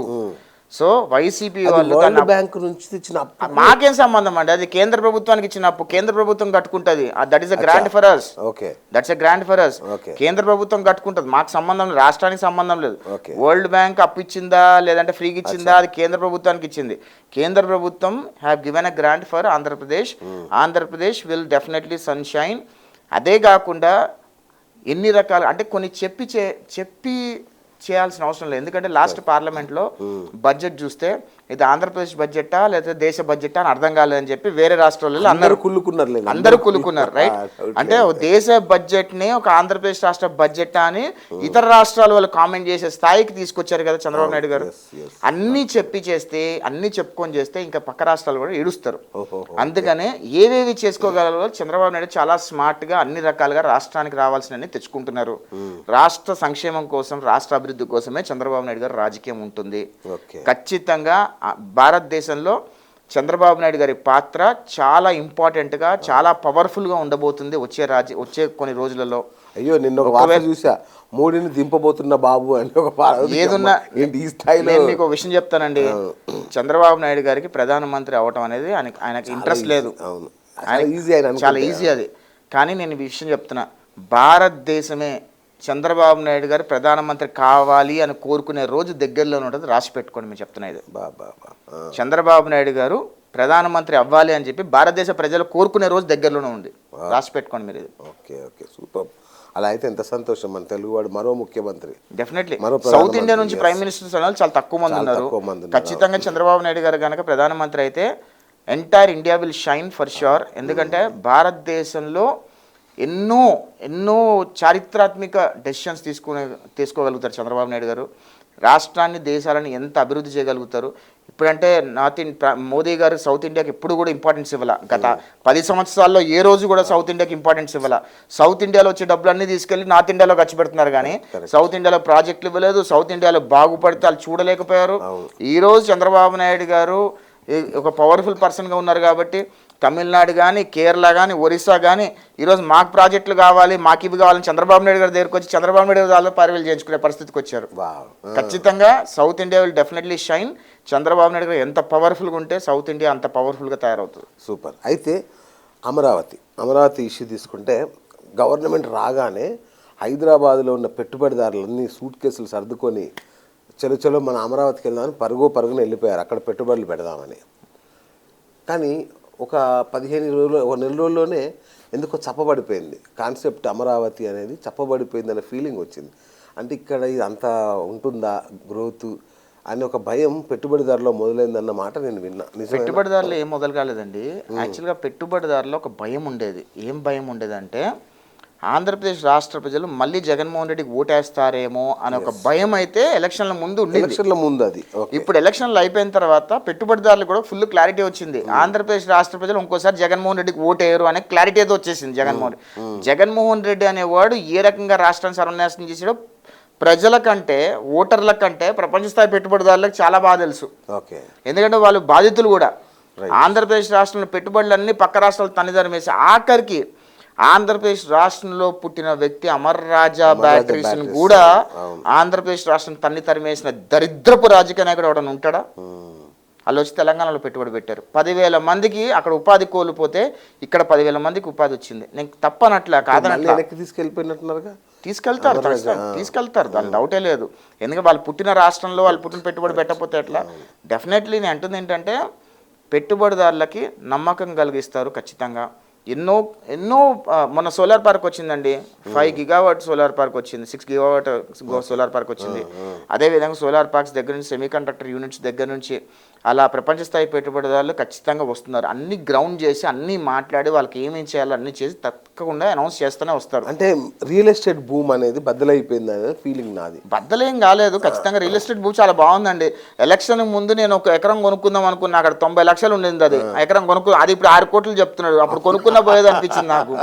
కానీ అప్పుడు డబ్బులు లేవు మన దగ్గర. ఇప్పుడు డబ్బులు కొందామన్నా సరే అన్ని డబ్బులు లేవు మళ్ళీ మా దగ్గర. అంటే ఇక్కడ ఎట్లుంటుంది అంటే చంద్రబాబు నాయుడు అనేది బ్రాండ్ అండి. CBN by name it self is a brand. Chandrababu Naidu అనే వ్యక్తి మీదనే ఈరోజు అమరావతి కానీ ఆంధ్రప్రదేశ్ రాష్ట్రం కానీ నిలబడింది. చంద్రబాబు నాయుడు గారు ఆ రోజు హైటెక్ సిటీ కట్టి, ఆ రోజు ఎయిర్పోర్ట్కి స్కెచ్ చేసి, ఆ రోజు ఔటర్ రింగ్ రోడ్ మొత్తం తీసుకొచ్చి, మెట్రో రైల్ అంతా తీసుకొచ్చి ఆయన ఒక ఫౌండేషన్ వేసి తెచ్చి నెక్స్ట్ ముఖ్యమంత్రి చేతిలో పెట్టారు. రాజశేఖర్ రెడ్డి ఎక్కడ కూడా పాడు చేయలేదు. కొన్ని చేంజెస్ చేశారేమో కానీ హీ కంటిన్యూడ్ ద డెవలప్మెంట్. వచ్చిన దాని తర్వాత వచ్చిన కిరణ్ కుమార్ రెడ్డి, రోసయ్య, కేసీఆర్, రేవంత్ రెడ్డి గారు అందరూ కూడా కంటిన్యూ చేస్తున్నారు. కాబట్టి ఈరోజు హైదరాబాద్ ఈ ప్లేస్లో ఉంది. మొన్న అమరావతి కూడా చంద్రబాబు నాయుడు గారు ఓడిపోయిన తర్వాత జగన్మోహన్ రెడ్డి దాన్ని కంటిన్యూ చేసి ఉంటే ఆంధ్రప్రదేశ్ రాష్ట్రం ఎక్కడికో వెళ్ళిపోయేది. కానీ జగన్మోహన్ రెడ్డి సైకోపాత్. అది డెవలప్ చేసి చంద్రబాబు నాయుడు గారి పేరు వస్తుంది కదా, నాకేం రాదు కదా అని చెప్పి మొత్తం సర్వనాశనం చేసేసాడు దాన్ని. అందుకనే అన్నా ఇందాక ఫస్ట్లో ఒక 5 ఏళ్ల పసిబాలిక, అమరావతి ఆంధ్రప్రదేశ్ అనే పసిబాలికని జగన్మోహన్ రెడ్డి రేప్ చేశాడని చెప్తున్నాను. అర్థమైందా మీకు చెప్పింది? ఆంధ్రప్రదేశ్ అనే రాష్ట్రం ఒక 5 ఏళ్ల పసిబాలిక. ఆ రాష్ట్రాన్ని సర్వనాశనం చేసింది జగన్మోహన్ రెడ్డి. రైట్. అంటే ఇప్పుడు మళ్ళీ అగైన్ రియల్ ఎస్టేట్కి వస్తే, రియల్ ఎస్టేట్ అనేది ఇప్పుడు చాలా ఇంపార్టెంట్ అక్కడ అమరావతి. అందుకే అన్నిసార్లు అడగాల్సి వస్తుంది. అందరూ మళ్ళీ బ్యాక్ టు హైదరాబాద్ వచ్చేద్దాం అనుకున్నంత డెవలప్మెంట్ లేదు. ఇది అయ్యేసరికి చాలా సంవత్సరాలు పట్టేలా ఉంది. దానికంటే హైదరాబాద్లో పెట్టుకుంటే బెటర్ కదా అని ఒక ఫీలింగ్ వచ్చింది అనేది ఒక నేను. ఏముండదండి, అమరావతిలో జంగిల్ క్లియరెన్స్ చేస్తున్నారు ఇప్పుడు. ఇంకో 1 monthలో జంగిల్ క్లియరెన్స్ అయిపోద్ది. ఎందుకంటే జగన్మోహన్ రెడ్డి మొత్తం జంగిల్లా తయారు చేసాడు దాన్ని, అమరావతిని. ఆ జంగిల్ క్లియరెన్స్ తీసుకురావడానికి 4 రోజులు పడుతుంది. అక్కడ చూశారు కదా మీరు, పెద్ద పెద్ద కొండచిలో పాములు, పెద్ద పెద్ద త్రాస్ పాములు బయటపడుతున్నాయి. అసలుకి ఎంతమంది ఎన్ని రకాలుగా పనులు చేయాలనుకున్నా అట్లా ఉంది. ఖచ్చితంగా జంగిల్ క్లియరెన్స్ స్టార్ట్ అయ్యి వన్స్ రాఫ్ ఫౌండేషన్లు ఇప్పుడు ఏదైతే సెక్రటరీ ఫౌండేషన్ ఉన్నాయో అవన్నీ ఒక కొలిక్కి తీసుకొచ్చి వేయటం మొదలు పెడితే ఖచ్చితంగా ఇన్వెస్టర్స్ అందరూ కూడా ఉరుక్కుంటూ వస్తారు. ఆల్రెడీ హెచ్సిఎల్ స్టార్ట్ అవుతుంది. మంగళగిరి రామకృష్ణ టెక్నో టవర్స్ని పూర్తి చేయమని చెప్పారంట. వచ్చి 1 year నెక్స్ట్ ఇయర్ కల్లా పూర్తి చేయాలి. అది అదొక మినీ హైటెక్ సిటీలా కాబోతుంది. మంగళగిరిలో రామకృష్ణ టెక్నో టవర్స్ కాజా ఉన్న దగ్గర అదొక మినీ హైటెక్ సిటీలా కాబోతుంది. ఖచ్చితంగా ఆంధ్రప్రదేశ్ రాష్ట్రం అనేది ఇప్పుడే కదా అండి వచ్చింది. నెక్స్ట్ ఈ చంద్రబాబు నాయుడు గారు ఈ టర్మ్ లో ఆంధ్రప్రదేశ్ రాష్ట్రం ఎలా ఉండబోతుంది అనేది నెక్స్ట్ 5 years లో చూస్తారు. బ్రాండ్ అమరావతి అనేది నిలబడుతుందా లేదా? 100% నిలబడుతుంది అండి, స్పష్టంగా నిలబడుతుంది. పోలవరం ప్రాజెక్ట్ పూర్తి చేస్తారు, అమరావతిని పట్టాలెక్కిస్తారు. ఇప్పుడు ఎవడొచ్చినా సరే, రేపు ఎవడొచ్చినా సరే దాన్ని డిస్టర్బ్ చేయకుండా, అంటే జగన్మోహన్ రెడ్డి క్రిమినల్ మైండ్ ఎంత భయంకరమైన క్రిమినల్ మైండో మీకు తెలియకపోవచ్చు. ఒక ఎగ్జాంపుల్ చెప్తాను మీకు. అమరావతిని నాశనం చేయాలని చెప్పి తల కింద తపస్సులు చేశాడు జగన్మోహన్ రెడ్డి. ఏమీ చేయలేకపోయాడు అమరావతిని. ఎందుకంటే అంత స్పష్టంగా ఫౌండేషను, అంత స్పష్టంగా అమరావతి ఏపీ సిఆర్డీఏ క్రియేట్ చేసినప్పుడు అంత స్పష్టంగా లీగల్ ఎంటిటీస్ అన్ని క్రియేట్ చేసి పెట్టారు చంద్రబాబు నాయుడు గారు. ఒకవేళ ఆ లీగల్ ఎంటిటీస్ లేకపోయి ఉంటే కుక్కలు చింపిన విస్తరాకు చేసి ఉండేవాడు అమరావతిని మొత్తం జగన్మోహన్ రెడ్డి. చంద్రబాబు నాయుడు గారు ఏదైనా చేశారు అంటే కనుక ఆయన నెక్స్ట్ 100 years విజన్తోనే చేస్తారు. ఆ ఆషామాషిగా ఏదో ఉతు మంత్రంగా చేసే వ్యక్తి కానే కాదు.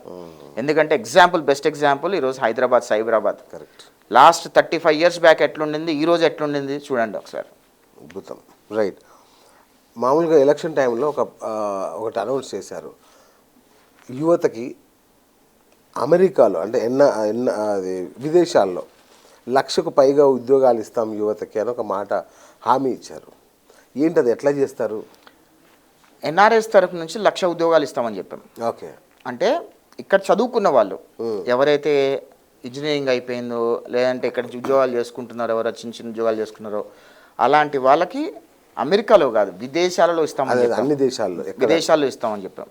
ఎగ్జాంపుల్ నర్సింగ్లు ఉన్నారు, నర్సింగ్ రిక్వైర్మెంట్స్ ఎక్కడున్నా చూసి ఇప్పుడు గల్ఫ్ కంట్రీస్లో కావాలంటే గల్ఫ్ కంట్రీస్, ఐటీలో ఉన్నారనుకోండి యూఎస్లో మేము ఎక్కడైతే మా లాంటి కంపెనీస్ ఉన్నాయి, మా ఎన్ఆర్ఎస్కి చాలా కంపెనీస్ ఉన్నాయి అక్కడ, అలాంటి కంపెనీస్లో ఉద్యోగాలు ఇప్పించే బాధ్యత మేము అక్కడ తీసుకెళ్ళగలిగితే అక్కడ ఎక్స్పీరియన్స్ వస్తే మళ్ళీ అక్కడ నుంచి ఇంకా వేరే కంపెనీస్కి వెళ్ళిపోతారు వాళ్ళు. సో అలాంటి ఉద్యోగాలు చేస్తున్నాము. ఆల్మోస్ట్ స్టార్ట్ కూడా చేసాము. దగ్గర రీసెంట్గా కూడా దగ్గర నాకు తెలిసి ఒక 16-17 మందికి కూడా ఉద్యోగాలు వచ్చాయి. ఐ మీన్ ప్రాసెస్ స్టార్ట్ చేశారు. ఎందుకంటే అమెరికా తీసుకెళ్ళాలంటే 1 year టైం పడుతుంది, వాళ్ళకి వీసాలు వేయటం అన్నీ ఉంటాయి. బట్ గల్ఫ్ కంట్రీస్లో కానీ, కెనడాలో కానివ్వండి, యూరోప్లో కానివ్వండి, ఇట్లాంటి వాటితో ఆల్రెడీ స్టార్ట్ చేశారు. ఖచ్చితంగా ఇస్తారు. మేము చంద్రబాబు నాయుడు గారు చెప్పిన మాటలు ఎట్లా నిలబెట్టుకుంటారో ఎన్ఆర్ఎల్గా మేము చెప్పిన మాటలు అవి నిలబెట్టుకుంటామండి, దానిలో డౌటే లేదు. ఖచ్చితంగా నేను కూడా దాని మీద క్యాంపెయిన్ చేశాను. ఖచ్చితంగా will stand by that word. NRI policy ఏమన్నా డిక్లేర్ అయిందా? చేస్తారు అనుకుంటండి. ఎందుకంటే ఇప్పుడే కదా మొత్తం అంత సిస్టమ్ అంతా రావాలి. ఇప్పుడు ఎందుకంటే అసలు చంద్రబాబు నాయుడు గారు నామినేటెడ్ పదవుల గురించి ఆలోచించే టైం కూడా లేకుండా పోయింది అసలుకి. అంటే ఇంత దరిద్రం చేసి పెట్టాడు జగన్మోహన్ రెడ్డి రాష్ట్రాన్ని. రాష్ట్రం బాగుండుంటే సాఫీగా జరుగుండుంటే అన్నీ సాఫీగా జరిగాయి. అంత క్యాస్క్ చేసి పెట్టాడు. ఆ క్యాస్క్ అన్నింటినీ క్లియర్ చేయాలంటే చాలా టైం పడుతుంది. రైట్. మరి పార్టీ కోసం మీరు చాలా త్యాగాలు చేశారు, పర్సనల్గా చాలా చేశారు. ఏంటి మరి మీ పరిస్థితి ఏంటి? ఏం లేదండి, మేము వీఆర్ గుడ్. చంద్రబాబు నాయుడు గారు గెలిచారు, రాష్ట్రంలో తెలుగుదేశం పార్టీ అధికారంలోకి వచ్చింది. మేము మా పని మేము చేసుకుంటున్నాం శుభ్రంగా. మళ్ళీ మా అవసరం ఎప్పుడో చంద్రబాబు నాయుడు గారు పిలిస్తే అప్పుడు వచ్చి పని చేసుకెళ్తాం. అంతేనా? అంతేనా? అంతే. అంటే మీ వాళ్ళు చాలామంది పెమ్మసాని దగ్గర నుంచి చాలామంది ఎన్ఆర్ఐలు ఈసారి ఎమ్మెల్యేలుగా మారిపోయారు. మరి మిమ్మల్ని ఎక్కడ చూడాలి, ఎలా చూడాలి? చంద్రబాబు నాయుడు గారు మీరు పోటీ చేయండి, మా అవసరం ఉందంటే వచ్చి పోటీ చేస్తాం. నాకు తెలిసి మీకంటే అర్హుడు ఎవరు లేరు. ఎందుకంటే అన్ని నిర్బంధాలు అన్ని ఎదుర్కొన్న వాళ్ళు మీరు. అంటే యుద్ధం చేశారు. మిగతా ఎన్ఆర్ఐలు ఏదో డబ్బులు ఉంటే వచ్చారేమో కానీ మీరు అలా కాదుగా, డైరెక్ట్ ప్రత్యక్ష యుద్ధం చేశారు కదా. అంటే నాకంటే ఇంకా క్వాలిఫైడ్ వాళ్ళు కూడా ఉన్నారు, నాకంటే వాక్చాతుర్యం ఉన్న వాళ్ళు ఉన్నారు, నాకంటే ఇంకా మంచిగా పనిచేసిన వాళ్ళు ఉన్నారు, ఇంకా కన్సాలిడేటెడ్గా పనిచేసిన వాళ్ళు ఉన్నారు. వాళ్ళందరికీ కూడా న్యాయం జరగాలి. దాని తర్వాత నా దగ్గరికి వస్తారు. ఖచ్చితంగా చంద్రబాబు నాయుడు గారు కానీ, లోకేష్ గారు కానీ మీ అవసరం ఉంది, మీరు ఇక్కడికి వచ్చి పని చేయండి అంటే తప్పకుండా పనిచేస్తాను. ఏ నియోజకవర్గం మీది? మా తెనాలండి. తెనాలి. అయితే ఈసారి తెనాలి నుంచి మాకు శుభవార్తలు వింటాం. లేదు, తెనాలి ఎప్పుడు మాకు రాదు, డౌట్ లేదు. ఎందుకంటే అక్కడ జనసేన నాదెళ్ల మనోహర్ గారు ఉన్నారు కాబట్టి ఇంకా there is no way that మాకు ఆపోజిట్. మీరు ఏదైనా చూస్ చేసుకున్నారా చుట్టుపక్కల? నేనేం చూస్ నాకు ఐ హ్యావ్ నో పొలిటికల్ ఇప్పుడు నేను పోటీ చేయాలని నేనేం అనుకోవట్లేదు. ఒకవేళ యంగ్స్టర్స్గా లోకేష్ గారు, చంద్రబాబు నాయుడు గారు వచ్చి మీరు ఇక్కడ చేస్తే బాగుంటుంది అని మాకు ఏమన్నా గైడెన్స్ చూపించి చేయండి అంటే చేస్తాం, తప్పకుండా చేస్తాం. అంటే మీ గురించి పార్టీలో చర్చ జరిగినట్టు నాకు కొంచెం తెలిసింది.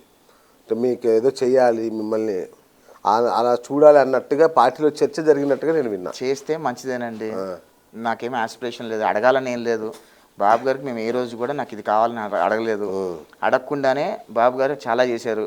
ఎగ్జాంపుల్ ఏంటంటే నన్ను ఎయిర్పోర్ట్లో అరెస్ట్ చేస్తే చంద్రబాబు నాయుడు గారు ఆ రోజు 2:30కి పడుకున్నారు. బా 8:30కి నన్ను అరెస్ట్ చేస్తే లాయర్స్ అందరితో మాట్లాడి, పార్టీ క్యాడర్తో మాట్లాడి, అదేవిధంగా ఇతర వాళ్ళందరితో మాట్లాడి నన్ను ప్రొటెక్ట్ చేయడానికి చంద్రబాబు నాయుడు గారు చెయ్యని పని అంటూ లేదు.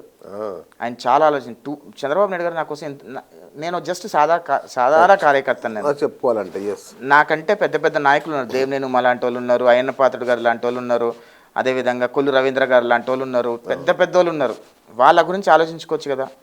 ఒక కార్యకర్త ఈరోజు ఎయిర్పోర్ట్లో అరెస్ట్ చేసి ఖచ్చితంగా అరెస్ట్ చేసి జగన్మోహన్ రెడ్డి చంపేస్తాడని కూడా తెలుసు మనకి.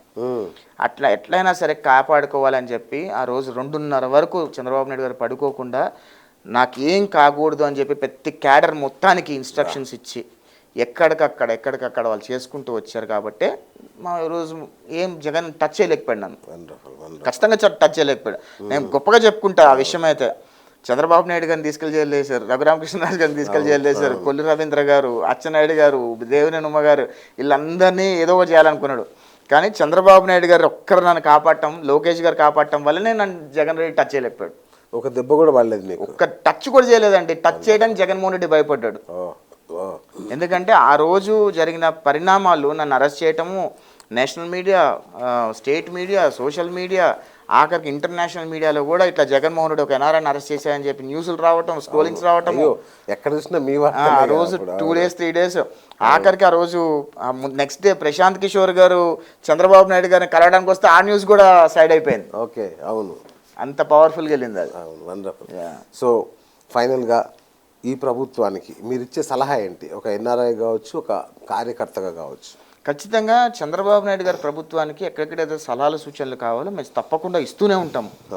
దానిలో ముఖ్యంగా లోకేష్ గారు ఎప్పుడైనా మేము చిన్న సలహా ఇచ్చామనుకోండి, వాట్సాప్లో మెసేజ్ పెడతానండి, ఇది సార్ అన్న ఇది ఉంది, ఇలా చేస్తే బాగుంటుందని. ఇమీడియట్గా ఆ సలహా బాగుంటే ఇమీడియట్గా ఆ పిఎస్లు పంపించి చూడండి ఇంప్లిమెంట్ చేయండి అని అంటారు. అంత అప్రోచబుల్గా ఉంటారు లోకేష్ అన్న. నేను ఈరోజు కూడా ఐ థింక్ నేను మొన్న వచ్చినప్పుడు కూడా నేను లోకేష్ అన్నకు ఫోన్ చేసి చెప్పాను, అన్న నేను వస్తున్నాను, ఐ వాంట్ మీట్ యూ అని, ప్లీజ్ వెల్కమ్ అన్నారు. మాకు కావాల్సిన అంటే మాకు తోచిన సలహాలు ఇచ్చాం, ఇలా చేస్తే బాగుంటుందని, ఇలా చేస్తే బాగుంటుందని అన్ని పెన్ మీద రాసుకున్నారు. దానిలో ఒక సలహా ఇంప్లిమెంట్ కూడా అయింది, which is very happy. Lokesh గారు చాలా అప్రోచబుల్ అండి. ఆయన ఏంటంటే లోకేష్ గారు మైండ్ సెట్ ఏంటంటే చేస్తే చేస్తాం, లేదా చేయమని చెప్పేస్తారు, మొహమ్మే చెప్పేస్తారు. అది that's a very good attitude in politics అసలుకి. ఎందుకంటే చాలా మంది రాజకీయ నాయకులు ఏంటంటే చేద్దాంలేమ్మా అని అంటారు, అది చేస్తారో లేదో తెలియదు. కానీ లోకేష్ గారు ఏంటంటే చేస్తే చేస్తామంటారు, లేదా చేయమని చెప్పేస్తారు. అది బెస్ట్ క్వాలిటీ అని నా ఫీలింగ్ కూడా. ఎందుకంటే చాలా మంది హోప్స్ ఉండవు, ఇంకా ఓకే చెప్పేశారు. అందుకనే లోకేష్ గారిలో ఆ క్వాలిటీ నాకు చాలా బాగా నచ్చుతుంది. ఎందుకంటే నో అంటే నో, ఇంకా వేరే డిస్కషన్స్ ఉండవు. ఎస్ అని అంటే ఇంకా మనం ఫాలో అప్ చేయాల్సిన అవసరం కూడా లేదు దాన్ని. ఒకవేళ ఆయన ఎస్ అన్నారనుకో మనం ఫాలో అప్ చేయాల్సిన అవసరం లేదు. అలా టీం కూడా ఎంత పర్ఫెక్ట్గా ఉంటుందంటే ఈయన ఒకటి చెప్పాడంటే అది అయిపోయే వరకు అలా దాని మీద ఉంటారు పని. చిన్న ఎగ్జాంపుల్ చెప్తా. నేను లోకేష్ గారు మనం గెలిచిన తర్వాత లోకేష్ అన్నకు మెసేజ్ పెట్టా, అన్న 1500 మంది అమరావతి రైతులు పాదయాత్ర చేశారు కదా, పాదయాత్రగా తిరుపతి దర్శనానికి వెళ్ళాలనుకుంటున్నారు, కొద్దిగా దాన్ని అకామిడేట్ చేయండి అన్న 2 సెకండ్లలో ఈ respond me back saying that వాళ్ళ పిఓసి ఎవరు చెప్పండి అని అన్నారు. వాళ్ళ పిఓసి నెంబర్లు పంపిస్తే వాళ్ళ టీం మొత్తం ఫాలో అప్ చేసి వాళ్ళ పాదయాత్రకి వాళ్ళ దర్శనానికి మొత్తం అకామిడేట్ చేశారు. అంత స్ట్రాంగ్, అంత పర్ఫెక్ట్గా ఉంటుంది ఆయన టీం కూడా, అంత పర్ఫెక్ట్గా పనిచేస్తారు బేసికల్లీ లోకేష్ గారి టీం. ఖచ్చితంగా ఆంధ్రప్రదేశ్ రాష్ట్రం అయితే పర్ఫెక్ట్గా టాప్ 3 స్టేట్స్ నెక్స్ట్ 10 yearsలో టాప్ 3 స్టేట్స్లో 1 బెస్ట్ స్టేట్గా ఉండబోతుంది. అమరావతి పోలవరం ప్రాజెక్ట్ ఈ 5 yearsలో కంప్లీట్ చేస్తారని నమ్ముతున్నాను. అంటే అమరావతిని పట్టాలు ఎక్కిస్తారు, పోలవరం ప్రాజెక్ట్ కంప్లీట్ చేస్తారని అనుకుంటున్నాను. ఖచ్చితంగా రాష్ట్రానికి ప్రపంచ స్థాయి పెట్టుబడిదారులు అందరూ వచ్చి పెట్టుబడులు పెడతారు. అదేవిధంగా చాలామంది ఎన్ఆర్ఐలు కూడా ఆంధ్రప్రదేశ్ వాళ్ళ స్వగ్రామాలకు వచ్చి వాళ్ళ రాష్ట్రానికి వచ్చి పెట్టుబడులు పెట్టడానికి ఇప్పటికే సిద్ధపడ్డారు. ఖచ్చితంగా మేము కూడా ఆ రోజు ఏదైతే కంపెనీ స్టార్ట్ చేద్దాం అనుకున్నామో, జగన్ రెడ్డి వచ్చిన తర్వాత ఆగిపోయిన కంపెనీ మళ్ళీ ఖచ్చితంగా మేము కూడా దాన్ని రీథింక్ చేస్తున్నాం, ఆంధ్రప్రదేశ్లో మళ్ళీ షిఫ్ట్ చేద్దామని. ఎందుకంటే ఇప్పుడు తెలంగాణలో ఉంది కాబట్టి ఆ కంపెనీ ఖచ్చితంగా ఆంధ్రప్రదేశ్ రాష్ట్రంలో పెడతాం. నేను ఆంధ్రప్రదేశ్ రాష్ట్రంలో పుట్టా కాబట్టి నా కంపెనీ కూడా ఆంధ్రప్రదేశ్ రాష్ట్రంలో ఉండాలని నేను అనుకుంటాను. ఇక్కడ కూడా ఉంచండి, డెఫినెట్గా ఎక్స్పాన్షన్ చేస్తాము, తప్పకుండా ఎక్స్పాన్షన్ చేస్తాము. మా ఆంధ్రప్రదేశ్ రాష్ట్రంలో కూడా కంపెనీ పెడతాము.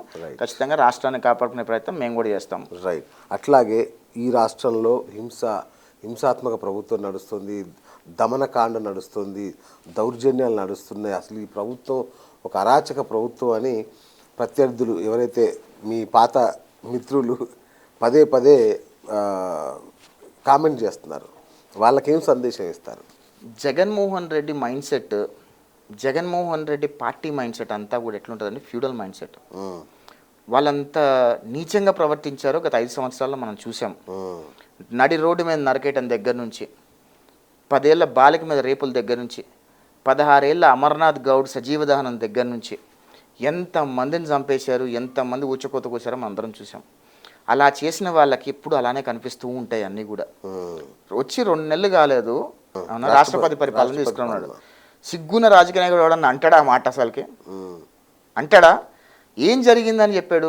ఇక్కడ ఆంధ్రప్రదేశ్ రాష్ట్రంలో ప్రెస్ మీట్ పెడితే ఎవ్వడు మొహం కూడా దేకట్లేదని చెప్పి పోయి జగన్ రెడ్డి ఢిల్లీలో ప్రెస్ మీట్ పెట్టాడు. ఢిల్లీలో ప్రెస్ మీట్ పెడితే ఎవడు చూశాడు? 1-2 ఛానల్ తప్పితే ఎవడు చూడలా. ఆఖరికి అఖిలేష్ కుమార్ యాదవ్ని బతిమలాడితే వచ్చాడు ఆయన సపోర్ట్ చేయడానికి. ఆయన బయటకు వెళ్ళేసరికి అమరావతి రైతులు, అదేవిధంగా ఈ ప్రభుత్వ ఉద్యోగులు మోసం చేసిన వీళ్ళందరూ అక్కడ ధర్నాలు చేస్తుంటే ఈయన అక్కడికి వెళ్ళి అడిగితే ఏంటంటే అప్పుడు జగన్మోహన్ రెడ్డికి సపోర్ట్ చేసిన సపోర్ట్ కూడా విత్డ్రా చేసుకొని వెళ్ళిపోయాడు. జగన్మోహన్ రెడ్డి గురించి పర్ఫెక్ట్గా మనం ఏం పెద్దగా అబద్ధాలు చెప్పాల్సిన అవసరం లేదు. జగన్మోహన్ రెడ్డి దరిద్రాన్ని కరెక్ట్గా ప్రజలకు ప్రజెంట్ చేస్తే, కరెక్ట్గా రాష్ట్రాల్లో ఉన్న నాయకులకు ప్రజెంట్ చేస్తే వాళ్ళే చీకొడతారు. చాలా మంది నాయకులకి జగన్మోహన్ రెడ్డి దరిద్రం తెలియదు. ఖచ్చితంగా మాలాంటి వాళ్ళు అవసరం వచ్చినప్పుడు ఖచ్చితంగా ప్రపంచంలో ఉన్న నాయకులందరూ చెప్పే ప్రయత్నం చేస్తాం. ఇప్పుడు రోజా కూడా మా ఆంధ్రప్రదేశ్ రాష్ట్రంలో 15-16 వేల కోట్ల రూపాయలు దొబ్బేసి తమిళనాడు వెళ్ళి కొత్త పార్టీ పెట్టారు. ఒక హీరో కొత్త పార్టీ పెట్టాడు కదా, విజయ్ పార్టీలోకి చేరాలనుకుంటుంది. ఖచ్చితంగా విజయ్ గారికి ఆ హీరో, ఆ పార్టీ అధినాయకుడికి అర్థమయ్యేలాగా రోజా ఏ రకంగా అవినీతి చేసింది, ఏ రకంగా దోచుకుంది, ఎంత దరిద్రంగా వల్గర్గా మాట్లాడింది రోజా అనే అన్ని ఆధారాలతో సహా ఖచ్చితంగా విజయ్ గారి దగ్గరికి నేను వెళ్ళి కలుస్తా. ఈ ఇట్లాంటి వాళ్ళని కనుక మీ పార్టీలో చేర్చుకుంటే మీ పార్టీ కూడా సర్వనాశనం అయిపోద్ది. ఐరన్ లెగ్ రోజా, ఇంకోసారి రోజాని మీ పార్టీలో టికెట్ కూడా ఇవ్వద్దు అని చెప్తా. ఎందుకంటే నాకు తెలిసిన సమాచారం ఏంటంటే విజయ్ పార్టీ నుంచి పోటీ చేయాలనుకుంటుందని నాకు ఉన్న సమాచారము. ఖచ్చితంగా విజయ్ గారిని కలిసి రోజా చేసిన దరిద్రాలన్నీ కూడా విజయ్ గారికి చెప్పి ఆమె టికెట్ రాకుండా అడ్డుకోవడానికి మా వంతు ప్రయత్నం చేస్తాం. ఓకే. అట్లాగే మీ రాష్ట్రంలో ఇప్పుడు మీకు ప్రత్యర్థులు లేరు, బహుశా ఆల్మోస్ట్ ఇక ప్రత్యర్థులు లేని సిచ్యువేషన్ క్రియేట్ చేసుకున్నారు. కానీ ఒక ప్రత్యర్థి రెడీ అయ్యారు, షర్మిల గారు. ఏంటి తన గురించి మీ అభిప్రాయం ఏంటి? వైఎస్ఆర్ కాంగ్రెస్ పార్టీ 2029 ఎలక్షన్స్కి కనుమరుగైపోద్ది. వైఎస్ఆర్ కాంగ్రెస్ పార్టీ 2029 ఎలక్షన్స్ ముందే కాంగ్రెస్ పార్టీలో కలిసిపోద్ది. కాంగ్రెస్లో కలిసిపోద్ది. జగన్మోహన్ రెడ్డి కాంగ్రెస్ పార్టీతో లాలూచి చేసుకుంటాడు. ఎందుకంటే నెక్స్ట్ టర్మ్లో కాంగ్రెస్ పార్టీ అధికారంలోకి వచ్చేటట్టు కనిపిస్తుంది సెంట్రల్లో. అర్థమైందా? సో ఖచ్చితంగా ఈయన మీద కేసులు లేకుండా ఏదో రకంగా నా పార్టీని కలిపేస్తాను కాంగ్రెస్లో, తద్వారా షర్మిలాకి కాంగ్రెస్కి ఒక 10 సీట్లు వస్తే వాళ్ళు బెనిఫిట్ అవుతారు, పార్టీ లెగుస్తుంది కదా అనే ఉద్దేశంతో వాళ్ళు కలుపుకొని జగన్మోహన్ రెడ్డి కేసుల విషయంలో లాలూచి పడి వైఎస్ఆర్ కాంగ్రెస్ పార్టీలో కలిపేస్తాడని నేను అనుకుంటున్నాను. ఇది మీ ప్రిడిక్షన్. ఓకే. నా ప్రిడిక్షన్స్ లాస్ట్ 15 years 10 yearsలో ఏది రాంగాల, అందుకే నేను మాట్లాడలే. అబ్బో ఇది భయంకరమైన ప్రిడిక్షన్ ఉంది. ఖచ్చితంగా కాంగ్రెస్ పార్టీలో జగన్ ఒకప్పుడు కాంగ్రెస్ ను సోనియాని అంత ధిక్కరించి అంత బొమ్మ లేదండి. ఆయన మొహం, ఆయన సోనియాని ధిక్కరించి వచ్చేది ఏంది? ఆయన బెయిల్ రావడానికి కాళ్ళు పట్టుకొని బెయిల్ తెచ్చుకొని, ఇప్పుడు కేసీఆర్ ఎట్లయితే తెలంగాణ ఇస్తే పార్టీని విలీనం చేస్తానో అదే రకంగా బెయిల్ ఇస్తే మీ కాళ్ళ కింద కుక్కిన పిల్ల పడుంటా అని చెప్పి బయటకు వచ్చి ఏదో తిమ్మిని బొమ్మిని చేసి పార్టీ పెట్టుకొని బయటకు వచ్చింది. రాష్ట్రం విడిపోయింది కాబట్టి. ఒకవేళ రాష్ట్రం విడిపోకపోయింటే అంత సినిమా ఏం లేదు. జగన్మోహన్ రెడ్డి సోనియా గాంధీని ఎదిరించే అంత దమ్ము లేదు, అంత సీను లేదు. అదే జస్ట్ ఏంటంటే ఆ వైసీపీలో ప్రొజెక్షన్స్ తప్పితే ఏం లేదండి అక్కడ. అంత సినిమా లేదు జగన్మోహన్ రెడ్డికి. ఈ మధ్య కాలంలో హర్ష సాయి అనే ఒక యూట్యూబర్ ఎంత సంచలనం సృష్టించాడో అంత అప్రతిష్ట మూట కట్టుకున్నాడు ఈ మన బెట్టింగ్ యాప్స్ని ప్రమోట్ చేసి. అది చాలా అంటే ఒక పెద్ద యుద్ధమే నడిచింది. ఒక ఎన్ఆర్ఐ ద్వారా అతన్ని బయట పెట్టడం, యువ సామ్రాట్ రవి అతను పెద్ద యుద్ధం చేసి బయట పెట్టాడు. బట్ ఈ రోజు కూడా ప్రతిరోజు పేపర్లో ఒక వార్త, బెట్టింగ్ యాప్స్ వల్ల ఆత్మహత్య చేసుకోవడం, శవాలు దొరకడం. ఏంటన్నా ఈ పరిస్థితి? అసలుకి చాలా మంది, నేను కూడా సోషల్ మీడియా చూస్తూ ఉంటా, వాళ్ళు సెల్ఫీ వీడియోలు తీసుకొని నేను చచ్చిపోతాను మందు తాగుతూ వాళ్ళకి చాలా చేస్తున్నారు. ఐ థింక్ ఆంధ్రప్రదేశ్ రాష్ట్రం కంటే కూడా తెలంగాణ రాష్ట్రంలో ఎక్కువగా జరుగుతున్నాయి. ఎక్కువ ప్రమోషన్స్ అన్నీ కూడా తెలంగాణ రాష్ట్రంలో జరుగుతున్నాయి. నేనేమంటానంటే తెలంగాణ రాష్ట్ర ముఖ్యమంత్రి రేవంత్ రెడ్డి గారు దీన్ని సీరియస్గా తీసుకుంటే కనుక అది 2 నిమిషాల పని. అవును. ఎందుకు గవర్నమెంట్ సీరియస్గా తీసుకుంటుందో నాకు తెలియదు. నిజానికి యాప్స్ అన్ని బ్యాన్ ఇక్కడ, అసలు అలాంటి వాటికి లేదు. నిజానికి ఇవన్నీ అక్రమంగా చొరబడుతున్న యాప్స్ ఇవి. అక్రమంగా చొరబడుతున్నప్పుడు అసలుకి ఎవడెవడైతే ప్రమోట్ చేస్తున్నారో, ఈ చిన్న చిత్క సెలబ్రిటీలు ఎవరైతే ప్రమోట్ చేస్తున్నారో వాళ్ళందరినీ బొక్కలు వేసి దోమాలి. వాళ్ళు సెలబ్రిటీస్ ప్రమోట్ చేయడం వల్లే కదా వీళ్ళందరూ కూడా, వాళ్ళ ఫాలోవర్స్ అందరూ కూడా దానిలోకి వెళ్ళిపోయి ఆ ఊబిలోకి దిగిపోయి బయటికి రాక అప్పులు అయిపోయి ఒక 18 years కిడ్ బెట్టింగ్ యాప్లోకి వెళ్ళటం ఏంటి, ఆ డబ్బులు పోగొట్టుకోవటం ఏంటి, ఉరేసుకుని చచ్చిపోవటం ఏంటి. ఒక 24 years కిడ్ మొన్న ఒక వ్యక్తి కొత్తగా పెళ్ళయి ఒక పిల్లోడు ఉన్నాడంట, అప్పులు ఊబిలోకి వెళ్ళిపోయింది ఆ బెట్టింగ్ యాప్లో. ఆ పిల్లాన్ని ఆ పిల్లోడిని వదిలేసి చచ్చిపోయింది ఆ అబ్బాయి. ఎవరు చూస్తారు ఇవన్నీ? ఎందుకు గవర్నమెంట్స్ పట్టించుకోవట్లేదు నాకు అర్థం కావట్లేదు. ఎంత ఇల్లీగల్గా చొరబడ్డా ఎంత ఉన్నా సరే మనకు ఒక టెక్నాలజీ ఉంది, సైబర్ క్రైమ్ టెక్నాలజీ ఉంది. ఒక్క నిమిషం రేవంత్ రెడ్డి గారు ఒక్క నిమిషం దృష్టి పెట్టి ఇక్కడ జరుగుతున్న బెట్టింగ్ యాప్ల మీద కనుక ఖచ్చితంగా ఒక దృష్టి పెడితే కనుక ఎంతో మంది ప్రజల ప్రాణాలు కాపాడతారని నేను అనుకుంటున్నా. కానీ నాకు ఒక డౌట్ ఉంది. ఎందుకంటే గవర్నమెంట్స్ అనుకుంటే 2 నిమిషాల పని, పోలీసులు అనుకుంటే 2 నిమిషాల పని. మరి పోలీసులు గవర్నమెంట్ అనుకోవటం లేదు అంటే కనుక ఇది చాలా పెద్ద రాకెట్ ఏమో అనే అనుమానం కూడా నాకు ఉంది. ఖచ్చితంగా దానిలో హేమాహేమీలు ఉన్నారు. నాకు తెలిసి మొన్న రవిని కూడా చంపేస్తామని చెప్పి కూడా చాలా బెదిరింపు కాల్స్ వచ్చినాయని వింటున్నా. అంటే అంత చంపేస్తామని ఎక్కడెక్కడి నుంచో ఫోన్లు చేసి బెదిరిస్తున్నారు అంటే కదా ఎంత పెద్ద పెద్ద తలకాయలు ఇన్వాల్వ్ అయి ఉంటాయి. నువ్వు హైదరాబాద్ రా నేను అయిపోతావని చెప్పారంట. అదే అంటున్నా, ఆయన వచ్చి ఎదురు చూస్తున్నాడు ఎవడైనా వస్తాడు అంటే. లేదు మీరు అంత జోక్గా తీసుకో, రవిని చంపేసినా ఆశ్చర్యపోవాల్సిన అవసరం లేదు. ఎందుకంటే బెట్టింగ్ లో చాలా పెద్ద పెద్ద డాన్లు, మాఫియా డాన్లు ఉంటారు. వాళ్ళకి ఎంత డబ్బు స్కాటర్ అవుతుంది, బ్లాక్ మనీ మొత్తం ఇక్కడ వైట్ మనీ అవుతా ఉంటాయి బెట్టింగ్ ల్యాబ్లలో. మాకు తెలిసిన ఒక అబ్బాయి ఒక స్టూడియోలు కడుతుంటాడు, ఇది గ్రీన్ మ్యాట్ స్టూడియోలు కడుతుంటాడు. వాడిని ఒక అడవిలోకి తీసుకెళ్లారంట, ఒక చోటికి. ఓకే, తీసుకెళ్ళి అక్కడ స్టూడియో కట్టారంట. సీక్రెట్గా స్టూడియోలు కడుతున్నాడు. బహుశా నర్సాపూర్ ఫారెస్ట్లోనో ఎక్కడో లోపల స్టూడియోలు, గ్రీన్ మ్యాట్ స్టూడియోలు వేసి దాంట్లో చేస్తున్నాడంట ఇదంతా. వావ్. ఐ థింక్ నేను అంటుంది ఏంటంటే వీటికన్నిటికీ ఎక్కడ చెక్కుబడాలంటే ఎవరెవరైతే ఈ బెట్టింగ్ యాప్లు ప్రమోట్ చేస్తున్నారో వాళ్ళందరి మీద కేసులు పెట్టి సుమోటోగా నాన్ బెయిలబుల్ కేసులు పెట్టి జైల్లో వేస్తే ఇంకొకటి ప్రమోట్ చేయాలంటే భయపడతారు. బెట్టింగ్ యాప్ ఇంకోటి ప్రమోట్ చేయాలంటే భయపడతారు. ఖచ్చితంగా మీ ద్వారా తెలంగాణ రాష్ట్ర ముఖ్యమంత్రి రేవంత్ రెడ్డి గారికి ఒక విన్నపం ఏంటంటే ఈ బెట్టింగ్ ల్యాబ్ ఎవరైతే ప్రమోట్ చేస్తున్నారో వాళ్ళందరి మీద సుమోటోగా నాన్ బెయిలబుల్ కేసులు పెట్టి వాళ్ళని జైల్లో వేయండి. ఇంకోటి బెట్టింగ్ ల్యాబ్ ప్రమోట్ చేయాలంటే భయపడే స్థాయికి చట్టాలు తీసుకొస్తే ఖచ్చితంగా ఎంతోమంది ప్రాణాలు మీరు కాపాడిన వాళ్ళగా అవుతారు. ఎందుకంటే young kids, 18 years kids, 32 years వాళ్ళు, 25 years వాళ్ళు ఉరేసుకొని చచ్చిపోతున్నారు. వాళ్ళు మందు దాగి వీడియోలు తీసుకుని చచ్చిపోతున్నారు. ఈ డబ్బులు అన్నిటి గ్యాంబ్లింగ్లోకి వెళ్ళిపోయి ఎంతమంది చచ్చిపోతున్నారు. అదేవిధంగా మీ అందరికి బెట్టింగ్లు ఎవరైతారో వాళ్ళందరూ కూడా విషయం చెప్తా, మీరు ఫస్ట్ మీ బెట్టింగ్ మొదలు పెడితే ₹1 వచ్చిందని చెప్పి ఆశ పడకండి. ఇవన్నీ కూడా మీ దగ్గర డబ్బులు గుంజుకోవడానికి మాత్రమే ఇవన్నీ కూడా చేస్తున్నారు వాళ్ళు. ఈ బెట్టింగ్ యాప్లు దరిద్రంలోకి వెళ్ళకండి. ఒక్కసారి బెట్టింగ్ యాప్ దరిద్రాల్లోకి మీరు వెళ్ళారు అంటే కనుక మీ జీవితాలు సర్వనాశనం అయిపోతాయి. అది ఒక్కసారి ఆలోచించండి. ఎందుకంటే మీ కన్న తల్లి 9 మాసాలు మూసి పెంచి చదివించి ఇంత చేస్తే మీరు బెట్టింగ్ యాప్లో మోసపోయారని చెప్పి ఉరేసుకుని చచ్చిపోతే మీ తల్లిదండ్రులు ఎంత బాధపడతారు. అదేవిధంగా మీ పెళ్లి చేసుకొని మీ చిన్న పిల్లలు ఉంటే వాళ్ళని వదిలేసి మీరు చచ్చిపోతుంటే వాళ్ళు ఏమైపోతారు. ఒకసారి ఆలోచించమని కోరుతున్నాను. అదేవిధంగా ముఖ్యమంత్రి రేవంత్ రెడ్డి గారు కూడా సరైన చర్యలు తీసుకుంటారని ఆశిస్తున్నామండి. సూపర్, తప్పకుండా అన్న. మీరు ఎంత అద్భుతంగా మీరు ఎలా అయితే విన్నపం చేశారో మా మీడియా ద్వారా దాన్ని మేము కూడా అంతే ప్రచారం చేస్తాము. బెట్టింగ్ యాప్లు బ్యాన్ అయ్యే వరకు కూడా మేము కూడా పోరాడతామన్నా. Okay okay okay so wonderful sir, చాలా విషయాలు చర్చించాము. So all the best. First మీకు ఎట్లాగో మీ బాబు గారు అక్కడ దున్నేస్తున్నారు కాబట్టి మీకు ప్రాబ్లం లేదు. సో ఇక్కడ తెలంగాణలో కూడా మీ వాడే ఉన్నాడు, అదే తెలుగుదేశం ప్రోడక్ట్ మీ ముఖ్యమంత్రి ఉన్నాడు. సో 2 రాష్ట్రాలు దున్నేస్తున్నారు మీరు ఇప్పుడు. సో ఎనీవే, బట్ వాళ్ళన్నిటికంటే కూడా మీరు రేపు చట్టసభలో ఉంటే చూడాలని ఉంది మాకు. అంత పెద్ద మాట అనకండి, ఖచ్చితంగా మీ నోటి మాట దేవుడు, ఖచ్చితంగా మాకు అవకాశం వస్తే మంచిదే. ఆల్ ది బెస్ట్ అన్నగారు, all the best. Thank you so much. Thank you. చూసారు కదా, ఇది టీడీపీ ఎన్ఆర్ఐ యష్ బొద్దులూరితో బిఎస్ టాక్ షో. నేను మీ బిఎస్ సైనింగ్ ఆఫ్.